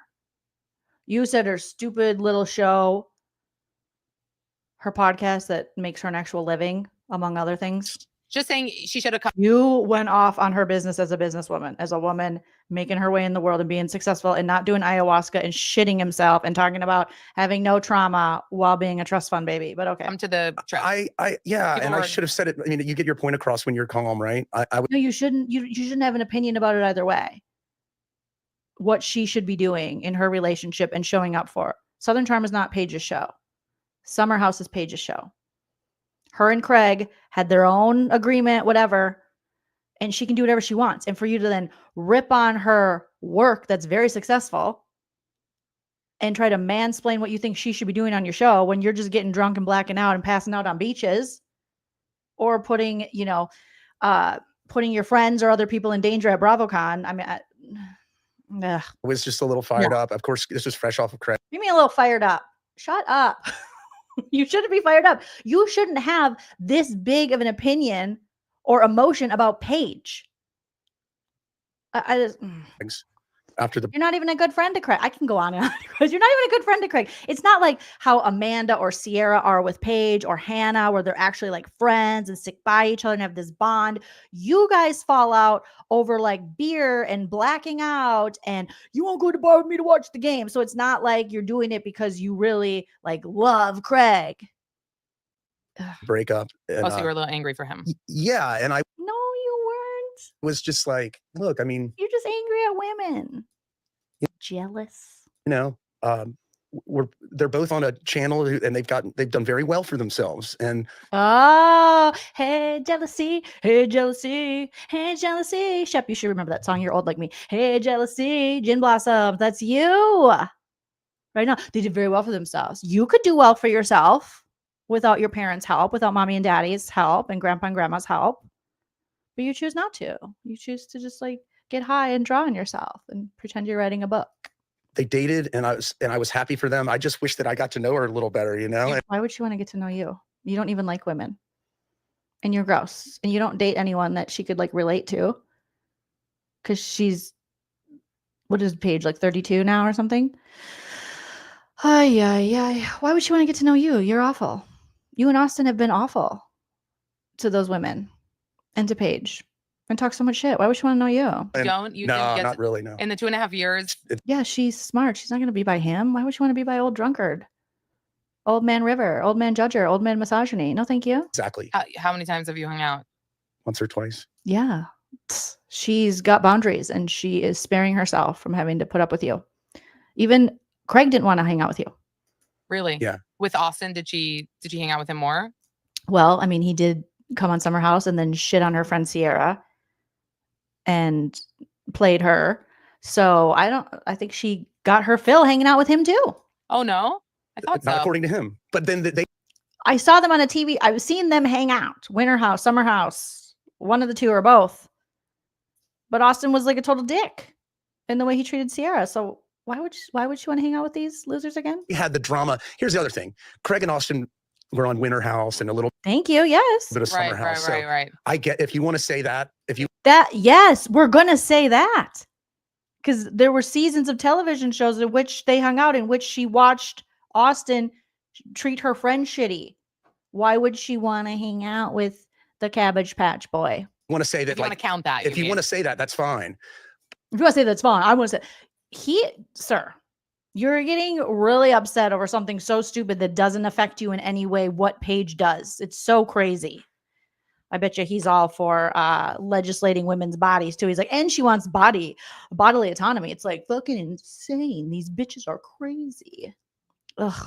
But You wish you would have given you a guys little more bit, time. yeah, because I love our show. Like that's my baby, Maybe she doesn't love your show because it's about man babies. you know, and Yeah. and we're all She already deals with man babies on her show. in this together in the Bravo boat, right? But she did her time. Right. So I think, yeah, I mean, I feel bad when I see Craig. Craig literally distanced himself from you since BravoCon because you were acting a whole fool and a drunk and a bad look for him. And you were throwing him under the bus and trying to get him in trouble with Bravo, saying he was doing the things allegedly that you were doing when you're drunk. Why would Paige hang out with you? At the finale last the finale episode. He's looking handsome in a boat and a tie, and he's sitting at the bar by himself. Like that sucks, you know, because that's the girl that you're supposed to. I mean, that you were very into. A woman. She's a woman. She's a whole lot of woman. Okay.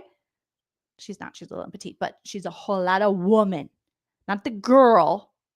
Oh, he had to sit by himself at the bar. Oh, poor almost 40-year-old Crank. Poor guy. But to her, I just never feel bad for these dudes. Does that make me a bad person? No, it makes me evolved. in her defense, she had like other things going on at each of Okay, these well, things. what about this trip or this party? This You're other saying trip? maybe she just doesn't want. She has jobs, Shep. This isn't her only job to just show up on Southern Charm. She does what she's got to do when she's in the relationship. She's got her summer house. She has her podcast. She has her other beauty stuff. She's booked and busy. Not everyone's just sitting around shitting themselves on hallucinogenics, pretending that it's therapy. Okay. Some people have to work, want to work, are driven and responsible. She's living in the Big Apple, sir. Wanna come? You don't even buy your own apples. That's okay though, and maybe they're the smart ones. What do you mean that's okay though? Who are you? Maybe they're the ones Putting boundaries. that said, most of these Bravo relationships end terribly. Let's try to curate it a little bit more.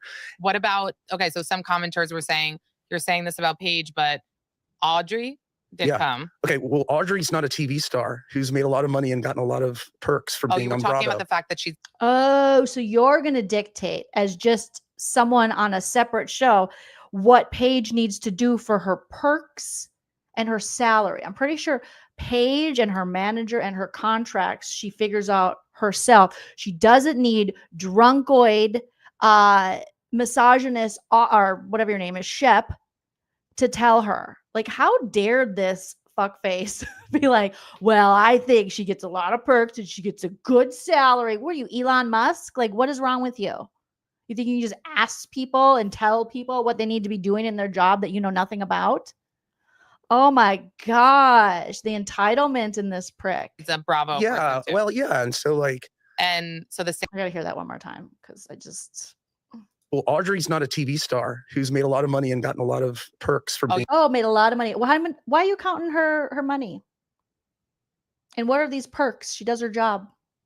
She's within her contract. What do you know about that? You have no say. You're nobody. You were talking about the fact that she's a Bravo. Yeah, well, yeah, and so. What are you, the Bravo King? What are you talking about? So like. What are you talking about? What are you talking about? Can you guys believe this? This is like ridiculous. April, yeah, come on. Chef has binders of girls he thinks should be on Bravo. Girls, right? Who made Shep the arbiter of what makes a good girlfriend or not? Or who makes Shep the authority on how Paige does her job and how much she makes and these perks and what he thinks she should do? Like, you get so much like, fuck you. That's between her and her contract. That has nothing to do with you. Mind your business. Get a hobby. Oh my gosh, you're like Gossip Girl, Wendy or Whitney, whatever his name is. Silly says he's obsessed with her money and being. He really is. He's insufferable. I think he is insufferable. Why is he counting her pockets? He's a Sharon. He's a male Karen. Yes, forever young. He is insufferable. It's weird. It's weird that he thinks he should have an opinion about this. He literally is one of those people that's like, women should do this with their bodies. He thinks he should be at the women's conference for their body, like the medical women's with all the other men. He's like, yes, I should be there. I should probably. I have an opinion about the uterus. He's that guy. Excuse me, sir. What? I have an opinion about the uterus. Do you have one? No. Does anyone want you near theirs? Not really, but I have an opinion. And I think I know what will solve everything. Like, oh my gosh. Hey, jealousy. Megan Faye says Shep is a middle-aged man that has been on TV for days. So much entitlement. You're not a producer exactly, Bonnie. You're nothing. You're nothing. You're vapor.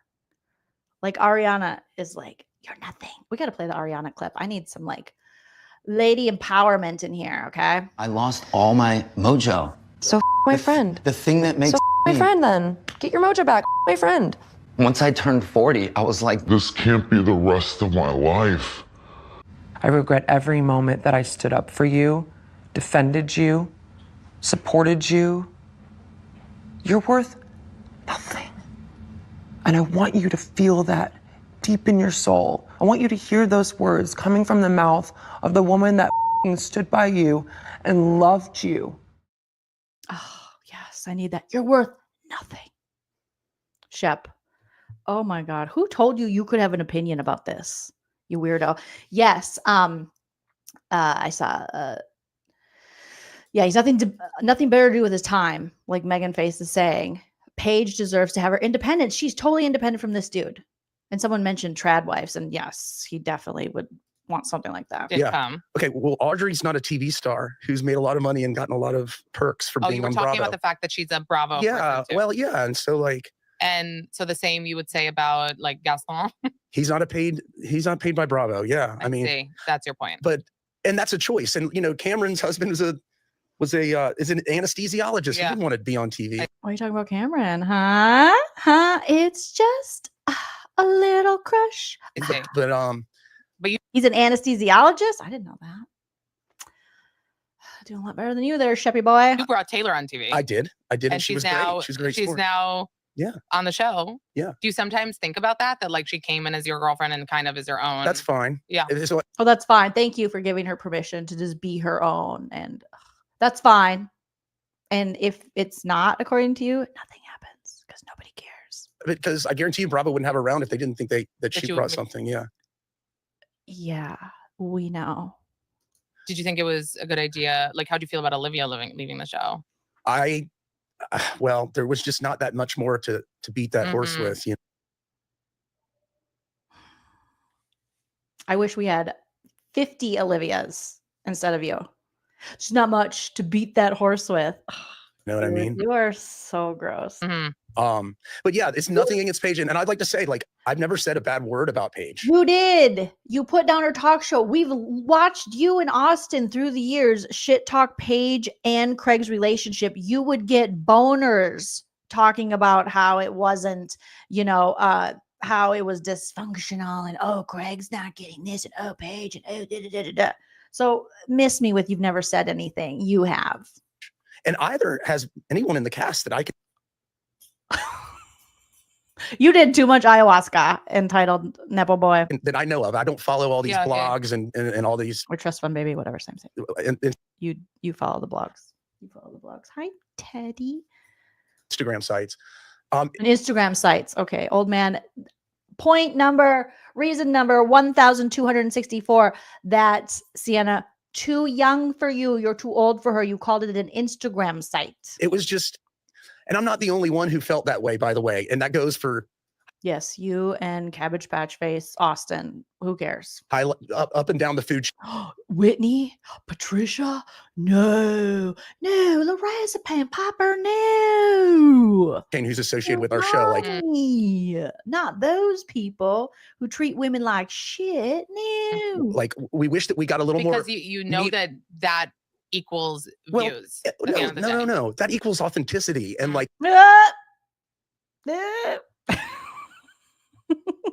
Okay, Mr. Perfect Life, no trauma, nothing wrong, everything's great. How do you yet I'm a drunken loser, Delulu entitled POS.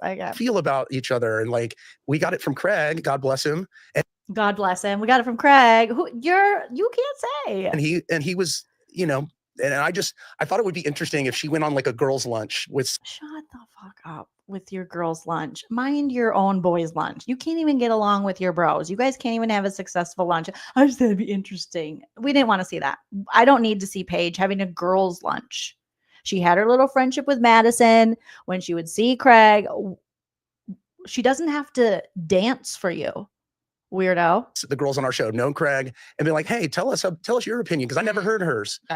Paige gave her opinion all the time. She gave her opinion this season about what was going on with Taylor and not Molly, but whatever the other lady's name. I forgot her name. Paige always gives her opinion. She literally gets paid to give her opinion on her podcast, on the show. She doesn't hold back. That's true. I heard it on the podcast. He's got the shakes. Why are you shaking, bro? At a moment at the pool party where she was sitting with the girls. But thank you, Amanda. It wasn't really about that. Yeah. Which is fine. That wasn't good enough for him, Amanda. That wasn't good enough. Fine, which is fine. And you can't make someone be friends with anyone else. Right. Why would she want to be friends with you? She's so above you. She flies above like Candy Burris. Like, I don't understand why she would want to be friends with man babies, with titty babies, who aren't even nice to her. Ridiculous. Right. Right? They completely put her But I down. don't know. Like in the spirit of Bravo. what we're doing here. I got you. Yeah. And he's so mad that he can't control Paige. Any woman that he can't control situation, he's just like, oh my God. Him and Austin, their minds are blown. The fact that Craig is with someone for so long that was so fiercely independent and so opinionated. They're just like, what? They can't believe those women exist. And when they find out they do exist, then they're like, I better get in there and tell them what to do. I better say they're toxic. In terms of the breakup, obviously the fans are besides themselves. A lot of them say they saw it coming. A lot of them are flabbergasted. You and Austin seem to have seen it coming. Thank you, Bonnie. Austin way more than me. Oh yeah? Yeah, yeah. Oh, okay. He had seen Craig in one of their live shows somewhere, like around the time where I guess it was disintegrating and he was despondent. And so I don't know. I mean, I thought it was, he wanted to get married. I mean, there was that episode where they were at the animal farm or whatever. That was the one like interaction where I was like, oh, I know a little bit more than I knew, before. I got you. And like, maybe tell your buddy. It sounds like, he wanted to kind of cover what was happening, and maybe for, the upcoming season, knowing that I don't know, but maybe talk to your friend. If you think it was so disingenuous and you didn't see any realness, why don't you talk to Craig about it? That's your friend. Why are you asking Paige about it? Again, that's kind of our job. But what do you think about? She does her job, and she does it well. On her show, which is called Summer House, with another dipshit, Kyle and West and Jesse Solomon. Everyone and Carl. Soft bar Carl Radke. Comments, you say don't read them. A lot of people. He reads the comments. He is a comment. Are saying that it looked like Craig didn't support her career because he didn't want her to be busy all the time. And it seemed like he wanted more of a housewife vibe. Well, that's two separate needs. A lot of women would absolutely jump at that, right? Yeah. And a lot of women would just love, but she doesn't want to do that. So Megan Faye says, I felt this whole season was crap. Honestly, they really controlled the narratives and also looked like they were trying to clean up their images. Yes. So they wanted Craig and Paige to look bad because they resented their success within the Bravoverse as a couple within their businesses. It's so clear that Austin and Shep resent that about them, resent the fact that, Craig just wanted to work and be sober. I don't know what he is anymore, and they never even supported his journey with sobriety. And so they're on different pages. They were on different pages. Nice one. What? Is that a callback to because of your book? What are you talking about? No, so because her name's Paige. but saying that, like if a man or a woman, and now I know he for sure has a ghostwriter. Their scenario was like, I'm going to be really busy. I'm going to be traveling a lot. It's perfectly natural to be like, well, what does this mean for our relationship? First of all, why are we even asking him about relationships? He's never had a successful relationship in his whole life. He puts his dick in things he shouldn't when he's supposed to be in a monogamous relationship. He talks down to women. He's borderline verbally abusive. He loves to make his significant other feel less than and stupid. And we've watched that happen throughout the years. He's a drunk. Why would he get to say two people that were in a 3-year relationship, which that's more successful than whatever 6-month fling he has going on where he's just cheating the whole time. So whatever happens between Paige and Craig and their breakup now and everything, they still were more successful than you've ever been in a relationship that we've seen. Relationship. That is like a conversation that's happening all over the world. Is it? Because you're not really in relationships. You're trying to have sex with children, basically. Like people that are way too young, people you could have grandfathered. So I don't think that's a relationship. Particular time, Mm-hmm. So I don't think Craig has one misogynistic bone in. Says the misogynist. You all do. And the internalized misogyny on Southern Charm with some of the women. Don't even get me started. Shut the fuck up. Oh, really? It should be, misogyny, chauvinistic charm or something. No charm. Charmless. Chauvinistic, charmless, or charm. Entire body. I mean, yeah. Not his entire body. I get what you're He's saying. a traditionalist. Yeah. Tell us more, Project 2025. Tell us more. Where are you going to be Monday when they're deciding, on women and how they need 2 forms of ID, and if their name is different from one form of ID, but women are forced to change their name and then they won't be able to vote. Tell us more. Tell us more. Yeah. But I mean, that's not like a crime. I don't Should be. think. I mean, it seems this is less to do with you, but it does seem like she's saying now in places that Handmaid's Tale and this guy is strong. They're all misogynists. Yes, Leslie. Oh my gosh, 99% says that Craig in the first season that his wife wasn't born yet. Yeah, they're all like that. They're all gross. They're all gross. They're all gross. he didn't actually, like, aside from that conversation, she didn't find him supportive of her career. But that's I can't say how she thinks, but you have been trying to, though. And you've been telling her how to think and how to work and how much that she makes so much money that she should be doing these things. Like, you've been acting like you're her manager, her contract, some kind of weird daddy. That seems a little flimsy to me, but Oh, okay. Seems a little flimsy to you. The guy passing out on beaches at 50 years old and doing ayahuasca and writing "Follow Your Heart" on your chest with the first draft of a book called About the First Night or After the First Night or something stupid. Someone who can't even figure out why he licks the jar. Whatever. It's fine. Another thing that I loved about this dude, you're like the personification of eating paste. Like, shut up, bro. season is you and Madison are like friends now. I know. Oh, it's crazy. Do you remember how you used to be? Oh yeah. Like, oh yeah. Oh yeah. He was such a Madison hater and put her down and thought she didn't belong there. Because a sassy woman, a sassy girl is like a nightmare for misogynists. And by sassy, I mean with an opinion. She rubbed me the wrong way. Big I time. think I what did he say? She rubbed me the wrong way. No, she didn't rub you. And you took that the wrong way. Another thing that I loved about this season is you and Madison are like friends now. I know, it's crazy. Do you remember how you used to be? Oh yeah. Like, oh yeah. She rubbed me the wrong way. Big time. I think I would say, and correct me if I'm wrong, she was one of the people that you were like not nice to. And you're usually like nice to people, but you were always like, you were so mad at her for like Austin or something for many seasons. Yep. Austin was the beginning of it. And then oh yes, poor Austin. We all felt so bad for poor cheating, boxer brief, cabbage patch face Austin. Wow, that nice man who treats women. Oh yeah, no. Sorry. Stop it. Gross. Old man, you know better. And there were certain things maybe that y'all didn't see. Like things that things we didn't see. Okay, yeah. were said. Things that were said that we didn't see. Okay. And it just was, it's okay though. This would have been so much better if this Southern Charm just turned into a Dateline NBC when all that was going on with Madison and Austin.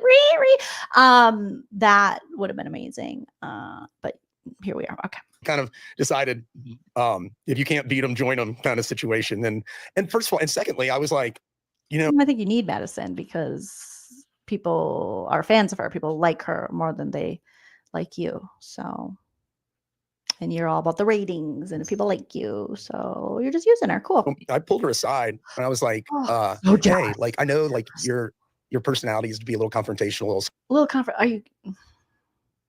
Yes. Max says, I have never seen a more jealous person. And that's 100% the truth. He is so peanut butter and jelly. It oozes out of him. It's pathetic how jealous he is and how weird and how he gets mad at other people and doesn't just look at it like, maybe I should fix myself. Sassy. I was like, but you're doing really well. You got this husband, you raising your kid. You don't have to be that way, Hi, Cordelia. Producer in training Cordelia is here just in time. Cordelia, you're one of the girls like me. He calls us girls. Anywho, just in time for us to hear Shep say, you told Madison, who is pretty much, knows what she's doing and killing it since she came on the show, that, you could tone it down a little bit. You have to be yourself. You don't have to be so sassy. I taught my little baby niece, who's now 10, going to be 11, when she was 2 years old, that if someone calls you sassy or bossy, you say, I'm not bossy, I'm not sassy, I'm assertive, and I know what I want. That's your problem, sir. And here he is telling another grown woman how to do her job. Oh my God. Someone needs to check this fool. Like, I know like you're your personality is to be a little confrontational, a little sassy. I was like, but you're doing really well. You got this husband. Oh, you're doing really well. You got a husband. You got a man. Okay, that's the success of a woman. She's got a man. Raising your kid. You Raising your kid. You don't have to be that way, you know? You don't have to be that way, but maybe she is that way, bitch. You don't have to be how you are because it makes you uncomfortable, Shep. Nobody cares. You're very fragile. You're very weak. Stop telling women how they should do business, how they should live their lives. Stop mansplaining everything when you don't know shit. Like, I'm not saying that she was performing, but like, I was giving her friendly advice. Like, nobody wants your friendly advice. Nobody wants your unsolicited, shitty, drunk advice. Is there an ayahuasca island we can just ship him off to and drop him off and he can't come back? Like, we're somewhere like a leprosy island, but it's for freaking ayahuasca or something. This dude. Like you're killing it. Like, go kill it. Don't worry. Oh, okay. Yeah, she needed that from you. Yeah, she needed that. Okay. Don't worry about anyone else. You know what I mean? Don't. Okay. Yeah. Yeah. Like, yeah. Don't worry about it. I'm just, my mom and dad are picking me up, taking me to the family cabin on their family dime where I get family money. But yeah, let me just tell you.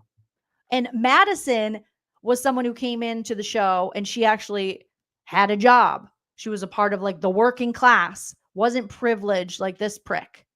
And so he thought she didn't belong. And now he's telling her through friendly advice, you got a man now. You're a mom. You should definitely tone it down. You should shut the fuck up and not be who you are and the reason people enjoy watching you. Do you think maybe she's softened a little bit? I think so. Yeah. Could be. I do. Not that you're taking credit for it. I did too. No. I did too. I was like, that was a part of like my experience going to Costa Rica. And now you're taking credit for it. Did Amanda just say that? Performing, but like, I was giving her friendly advice. Like you're killing it. Like, go kill it. Don't worry about anyone else. Is he like the manager of Bravo? Is he like the boss of the world in Bravo? You know what I mean? Yeah. Like, you think maybe she's softened a little bit? I think so. Yeah. Could be. I do. Not that you're taking credit for it. I did too. No. I did too. I'll call his ass out, Amanda. She's like, not that you're taking credit for it. He's like, oh no, but I did. I think it was my influence that she needed. This woman who has a whole career and had a whole career coming out of Southern Charm and a child and is just, an independent person. She needed me, a lazy trust fund baby, to tell her. I was like, and that was a part of like my experience going to Costa Rica and stuff. It's like big time live and let live, It didn't work. It didn't work because I haven't heard you live and let live at all. You're telling everyone how they should live their lives, which is always what you do, whether it's Austin or Craig or any of the women that you're dating. You're telling Sienna in this interview, Taylor, Madison, Paige. Does he know what live and let live means? I know he reads a lot, but do you have comprehension? Do you understand the words that are coming out of your mouth? Do you think after all of this, is she still with Gaston? I guess. I want to beat him up. Like, the spinning, right? I'm getting this. Like, I want to beat him up. I won't. I wouldn't give him the privilege of me going, or that, but, oh God, he's such a punchable face. Allegedly. We don't advocate for violence except for when we advocate for violence. Okay, so we do you have it all? We have reconciled at the reunion as much as I think. It was also frustrating. Come on, Dave. Dave, come here. Seeing him this season and how when he didn't have control of Taylor and she wasn't answering his calls, and then automatically it became like, I'm worried about Taylor. Something's not right with Taylor, just because he didn't have control of Taylor and Taylor wasn't responding to him and he couldn't play with her. And then he was very upset. And it's just giving that, like, he's never happy for Taylor. I think she is willing to do. I'm very happy to report that. I would be very, very happy if she's happy. And for the rest of her life, that would make me happy. You would never see yourselves getting back together. I don't think so. I mean, I don't think so. Why wasn't she the one in the end? Because you guys it seemed like you found such a good one, Yeah, I mean, it's a lot of my fault and And when I look back at it, I cringe, because just some of the stuff that I put her through. You did. Yeah. You should do more than cringe. You should have freaking nightmares on what a monster you've been to women, and especially Taylor. And that girl, like, loved you. And then she went off and had her own weirdness with Austin and Olivia and that whole situation. But you played her. You tried to make her look like a fool. You disrespected her every chance you got. You should do more than cringe. You're like a monster. You're a monster of a person and a monster of a partner. You're not even a partner. You're just a part of a mess that you made. Casey says, yes, you got a man, you wear dresses, your hair's done, your house is clean. Go make some bread, bitch. Okay? You got some bananas? My mom used to do that. Banana bread. Men love banana bread. And like, What of was course, we had a lot Churn some butter with your tits, bitch. of fun too. Just like wild nights where like she's like, I can't keep up, and so I just put her in a taxi. Like I'll be. So your girlfriend, Taylor, when she was your girlfriend, she couldn't keep up with your party lifestyle. So you just put her in an Uber and sent her home instead of going home with your girlfriend because you're 50. Oh my God, where's Christina? He's a party girl with a bad habit for drugs. Be back when I'm back, kind of thing, and just like selfish, wild man, not. He's good. Like he's one of those guys that be like, I was a guy, I had to sow my wild oats. It's like your oats are dead. They're dead. They're infertile. They're washed up. They dug their own grave. They're so old. That is more than just rude. That's atrocious, bro. You should, ugh. If I was friends with this guy or related to this guy, or God forbid this guy's parents, I'd be like, where the fuck did we fuck up? Protective behavior. Do you regret it? Yes. Yeah, right. You're still doing it. But it was who I was at the time. I could. That's still who you are. You don't do 4 days of ayahuasca and hear other people's trauma and you're like, I'm healed. Everything you've said on this interview shows us that you're not healed.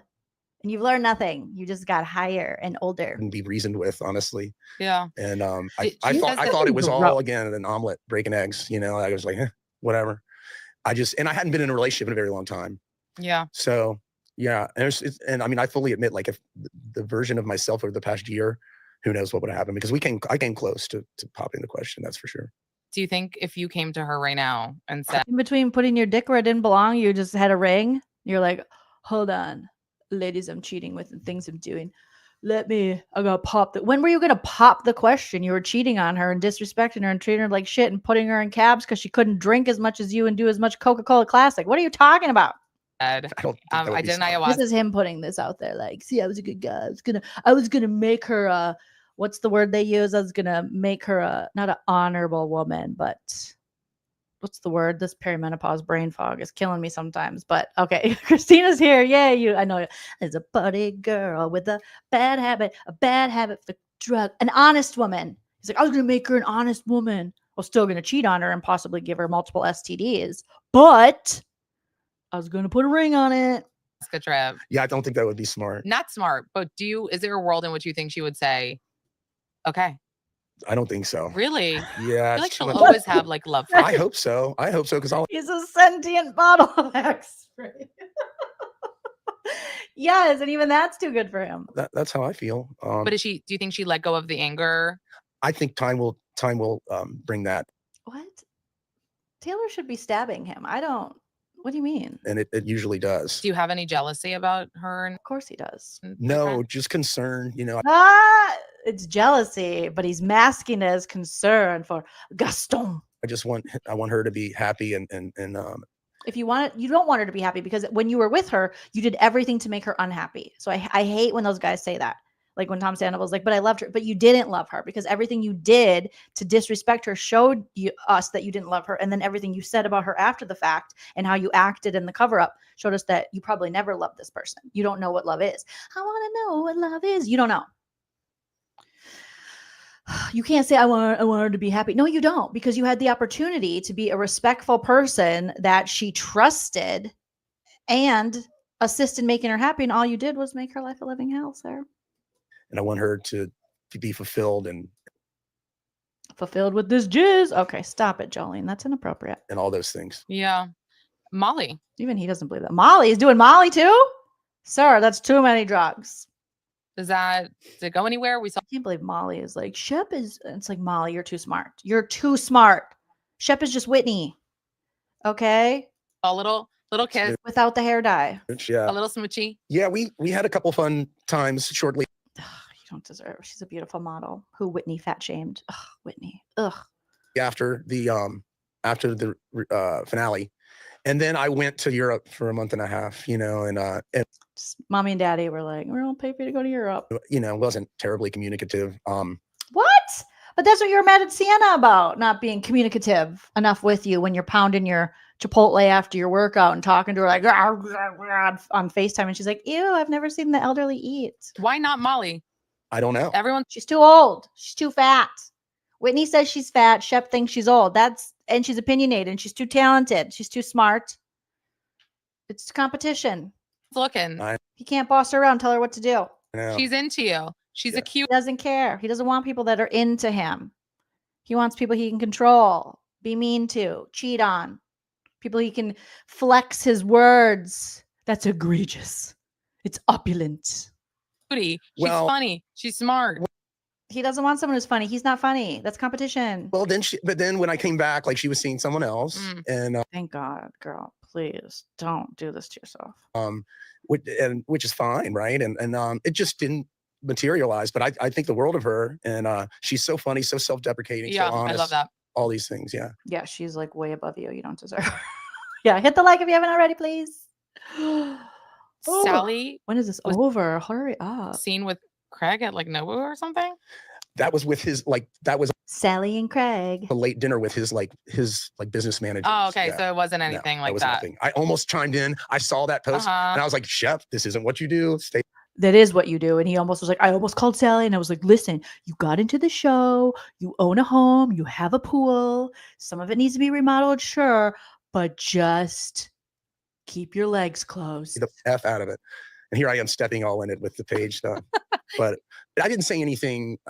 You did. You did. You did. You showed us that you haven't changed. You've gotten worse. And like people are saying in the chat, you're the same person as the first season. You're just older and drunker and do more drugs. You seemed, I think it's not what you said. Maybe it's how you said it. Like Amanda, yes, it's how you said it. And it's what you said. It seemed like you were angry about it. Yes, you are very angry. You're very angry and threatened by a woman's success. And it's weird and it's creepy. And you need to get help because it's not healthy, sir. If you would have explained it like you did here, like okay. bravo, but you're very emotional. You're hysterical, some would say. I think at that after show, you seemed like heated about it. I was at the moment because I was just like. Because you're projecting, because deep down you're the loser. You're the problem, it's you. But you project it onto women that intimidate you and don't do what you say. I was like, man, we've all taken our relationship lumps, but. No, you've just given the lumps. You literally just fuck around and then they find out. So you don't, what? But yeah, again, I'll reiterate, like maybe they're the ones that are smarter than us. Yes, they're very much, everyone is smarter than you, Shep. Everyone on this earth is smarter than you. That's all, And at the end of the day, they broke up, so. Well, that's true. That's true. And, But even the breakup was still a more functioning, successful relationship than Shep has ever had or seen. If you're a fan, I wonder what your feeling on that is. Yeah. I feel like you suck and you should mind your business and fix yourself. I wish we'd have seen some stuff I didn't need to see anything more. I got it. I understood it. I thought eventually Craig and Paige would most likely break up. Like some fissure, which can be I didn't need any fissure. Repaired always, I guess. I don't know. You don't know. So shut up. Do you think Austin and Audrey are going to get married? I don't know. Can't answer that. He probably hates Audrey already. He's got 10 reasons, Amanda, that he hates Audrey. He'll be like, well, I don't normally do this, but I'll tell Audrey what she needs to do to get a ring from Austin. Okay? First of all, shut the fuck up. Second of all, put on some heels. Put on some pearls. All right? Do whatever we say. Let him do whatever he wants and give him whatever he needs. And that's that. Okay? Which one of you will get married first? You, Craig, or Austin? Well, I'm not really. Patricia. I'm sort of looking. Get married before that. I'm actively looking in a good way. Yeah. On Raya? Oh my God, this guy. I'm optimistic. Are you still on Raya? Yeah, but I'm not very. So you're still paying. You're still paying for your dating. Okay, cool story. Active on that. So where are you looking? Just going to visit friends and. You trying to fuck your friends? Oh my God. So yeah, I mean, yeah, I meet people. What? And organically if I what? can. Like and hit on girls at bars. friends of friends. Or Oh, something. like Oh, watch out. High school friends. Oh, like people you went to high school? No, people in high school. Something like that. being Friends think they're just hanging out. And he's like, I'm just looking for somebody to have sex with. introduced and stuff. Yeah, and yeah, some of the latter or former. What is your mom? Is she like, Sheppy, when am I gonna No. see some grandkids? His mom knows. A mother knows that he's garbage. She doesn't really care. No? She's got She's like, please don't procreate. 5 grandkids. Okay. And she and my dad are getting older. Like they can't help out the way that they did with my. Yeah. Oh, you're gonna need help right away. Okay, right away. He's like, what can you do for me? What can you? He doesn't think about the gift of grandchildren to his parents and all that, and him taking care of the kids. Like, they can't really help out. They can't really do shit. They can just give me money. But they can't babysit because they're old as fuck now. So, yeah, it's like whatevs. My nieces and nephew. Uh-huh. So it's okay. It's everything's They're fine. okay with it. Yeah. My dad finds everything I do quite amusing. Which is probably a big reason why you're the asshole you are today. But do you want kids one day? Sure. Oh, you do? Sure. Maybe Don't do it. he'll be Robert De Niro's age. Like, who knows? I hope He's not that living. old. Yeah, I hope not that old. He's out here. It might be the best thing that marriage and kids might be exactly what I need almost. Like, Oh, no, we're not doing that. You are not going to use women and children to fix you. You have to fix yourself. Marriage and kids don't fix the problems that already exist. If anything, your problems just bleed onto them. Okay? You got to fix yourself, sew yourself shut.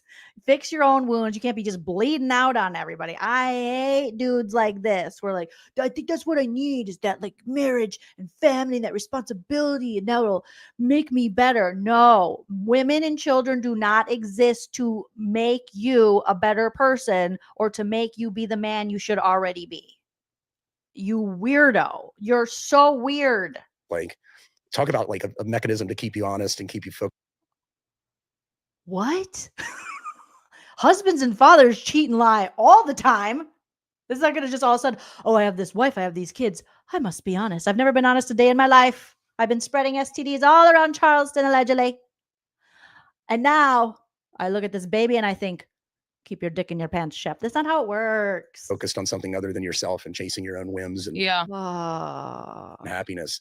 I think that's kind of a lovely thought to have, of course. A lovely thought would be fixing yourself so that you can step up and be the partner that you should be for a woman you would marry and for children that you might father. Like, I love how he thinks that they'll fix me. You should step up your game and fix yourself so that you are a partner that people actually want, that people actually like, someone who's not a complete garbage person. Oh my God. This, how did this, I thought, oh, we only have a couple minutes left. It can't get any worse. It got fucking worse.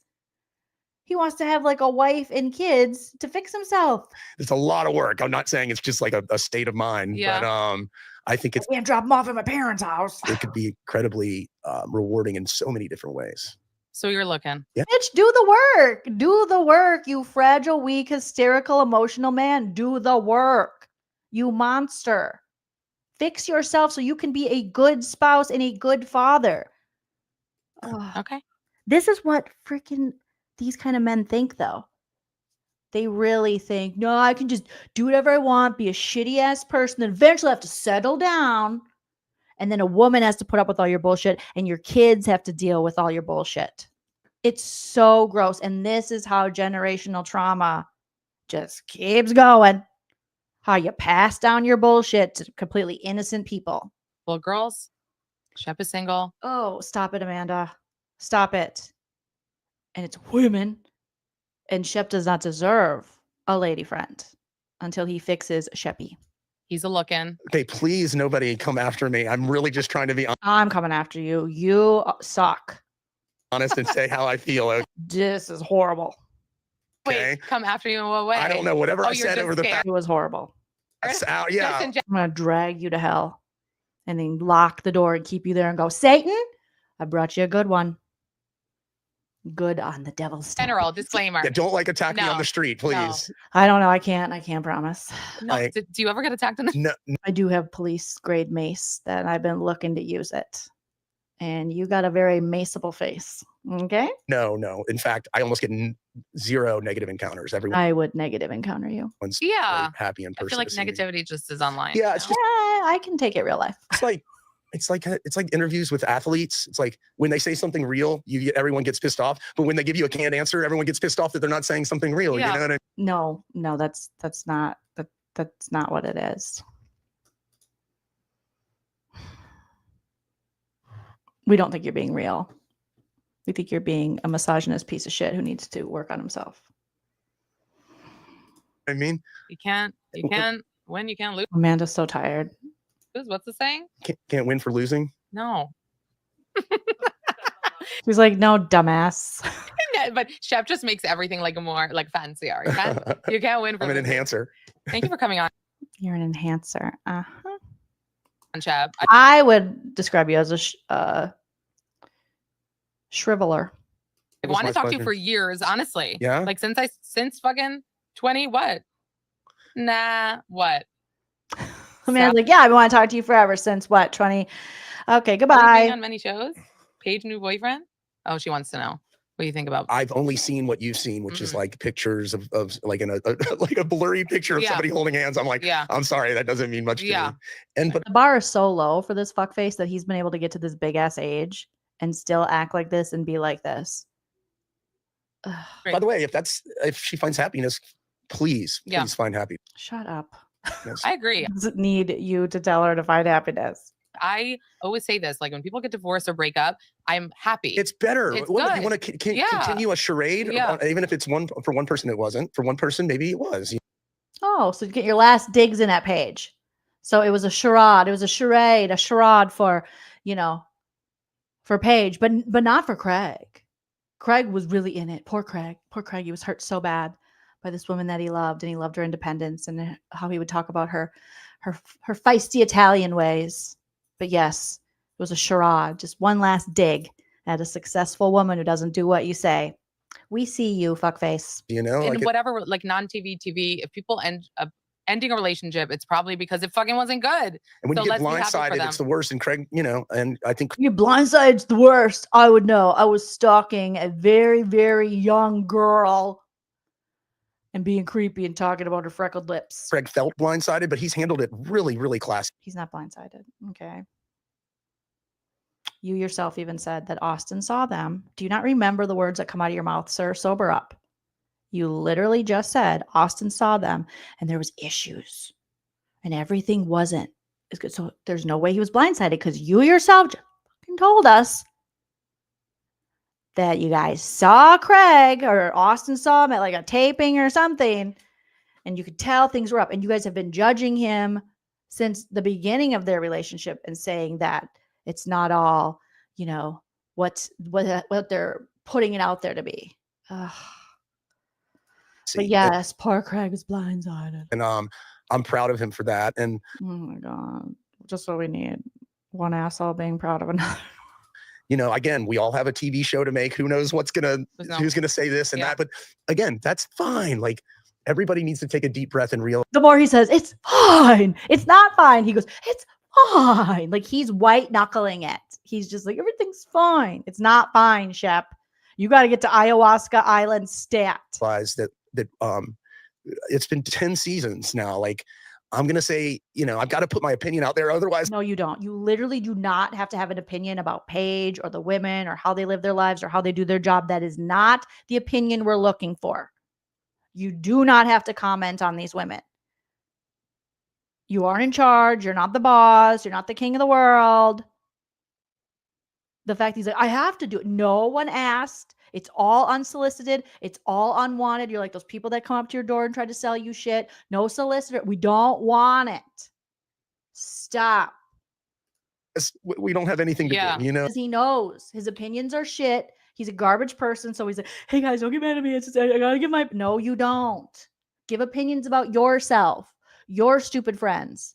You don't need to be talking about Paige, telling her what to do, telling Madison what to do after you've disrespected them for years. Shut up. Shut your face. You know what I mean? And what do you think? Are we going to see you on TV for how many more years? Oh, God. Oh, my God. I can't do this. I don't Even know. he was like, oh, God. Even he's sick of himself. Oh, as long as people want to watch. I mean, I don't. I'm done. I really am like so over you, old man. mean, I think ratings were really good this Not because of you. year. So, Well, laughing at you. Thank you, Sienna. like, who am I to pull, I love pull it. the rug out? I love it. Yeah. You've got nothing else, so It was a good season. he's got Shep gear. It Good. was a very good season. It was subtle, wasn't it? Yeah, but No, it wasn't. it was subtle with like moments, you Right, know, real deep-seated and moments. it ended really fast, but always with a soiree. Okay, I'm done now. This guy, I didn't think it would be that bad. I always go into it thinking it's not going to be that bad. And then it's always worse than I think. I always want to give, well, let's be honest, I don't always want to give the benefit of the doubt, not to these fuck faces, because I know their history and what they've done. But I always think, oh, maybe it's not going to be that bad. That was bad. Thank you, Leslie, for the super sticker. You guys are amazing for sticking with me. But yeah, the subtle misogyny and racism. It's so entertaining. It's so cool.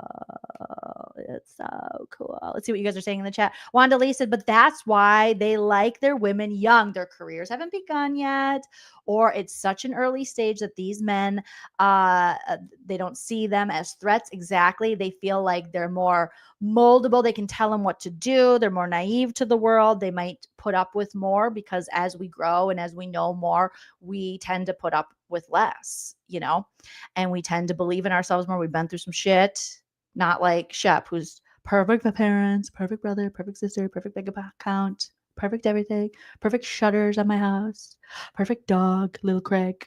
I mean, it just shows you how obsessed he is with Craig, that his dog's name is Craig. Because he got the dog. What season did he get the dog? I don't even remember at this point. Yes, so you're exactly right. Such gentlemen and supportive partners. Yeah, you're late for the gym. Bye-bye, Sheppy. Bye-bye. Bye-bye. Silly Goose says, I always forgot what day it was on. Boring as hell. Yes. Krista says, it's just crazy to see how much they will tell on. They tell on themselves. That's why it's so interesting and frustrating to watch these and react to them. And I think we all probably feel the same way because they'll always tell on themselves. I need to sage my room. Yes, Wanda Lee, sage the room, take a good shower. I gotta wash that Shep right out of my aura, right out of my aura, right out of my aura. Thank you. April says, love you for roasting Shep. I stayed awake. Thank you guys. Happy Saturday night or Sunday, wherever you are in the world. You guys are all amazing, beautiful pumpkin spice babies. Oh yeah, he named it after Craig. I couldn't remember. That's how obsessed you are. And that's how jealous he is of anyone. I think he just wants to bang Craig in Austin. He's so jealous of all their girlfriends and all their successes. It's just gross. Okay, time to heal, everybody. So take a big, deep cleansing breath and just be happy that we are not held down by any Sheps. Ugh. Okay. And shout out to Amanda. Great job. Low-key dragging these fools. Thank you for all the super chats. Katie Kirshner, Silly Goose, Mimi. I mean, Silly Goose right out the gate was like, Shep's a loser. That Shep's a loser. Mimi loves you. Jennifer, Grover, Chickenhead, PK, Dorkface, Neely, and Leslie. Thank you so much. Not paid by anyone. I started this comment because you said, did you see Louie is on TikTok selling courses to teach you how to monetize your content? Yes. And I screen recorded that. So we will have to do a little roasting of Lobster Louie, the fraudulent fraud himself, the scammy McScammer, as if he wasn't already coming off weird and scammery, and Joe Giudice Jr. with the tax stuff. He's now selling courses on TikTok. Bro, you only have a TikTok presence because you're married to Teresa Giudice. Shut the front door.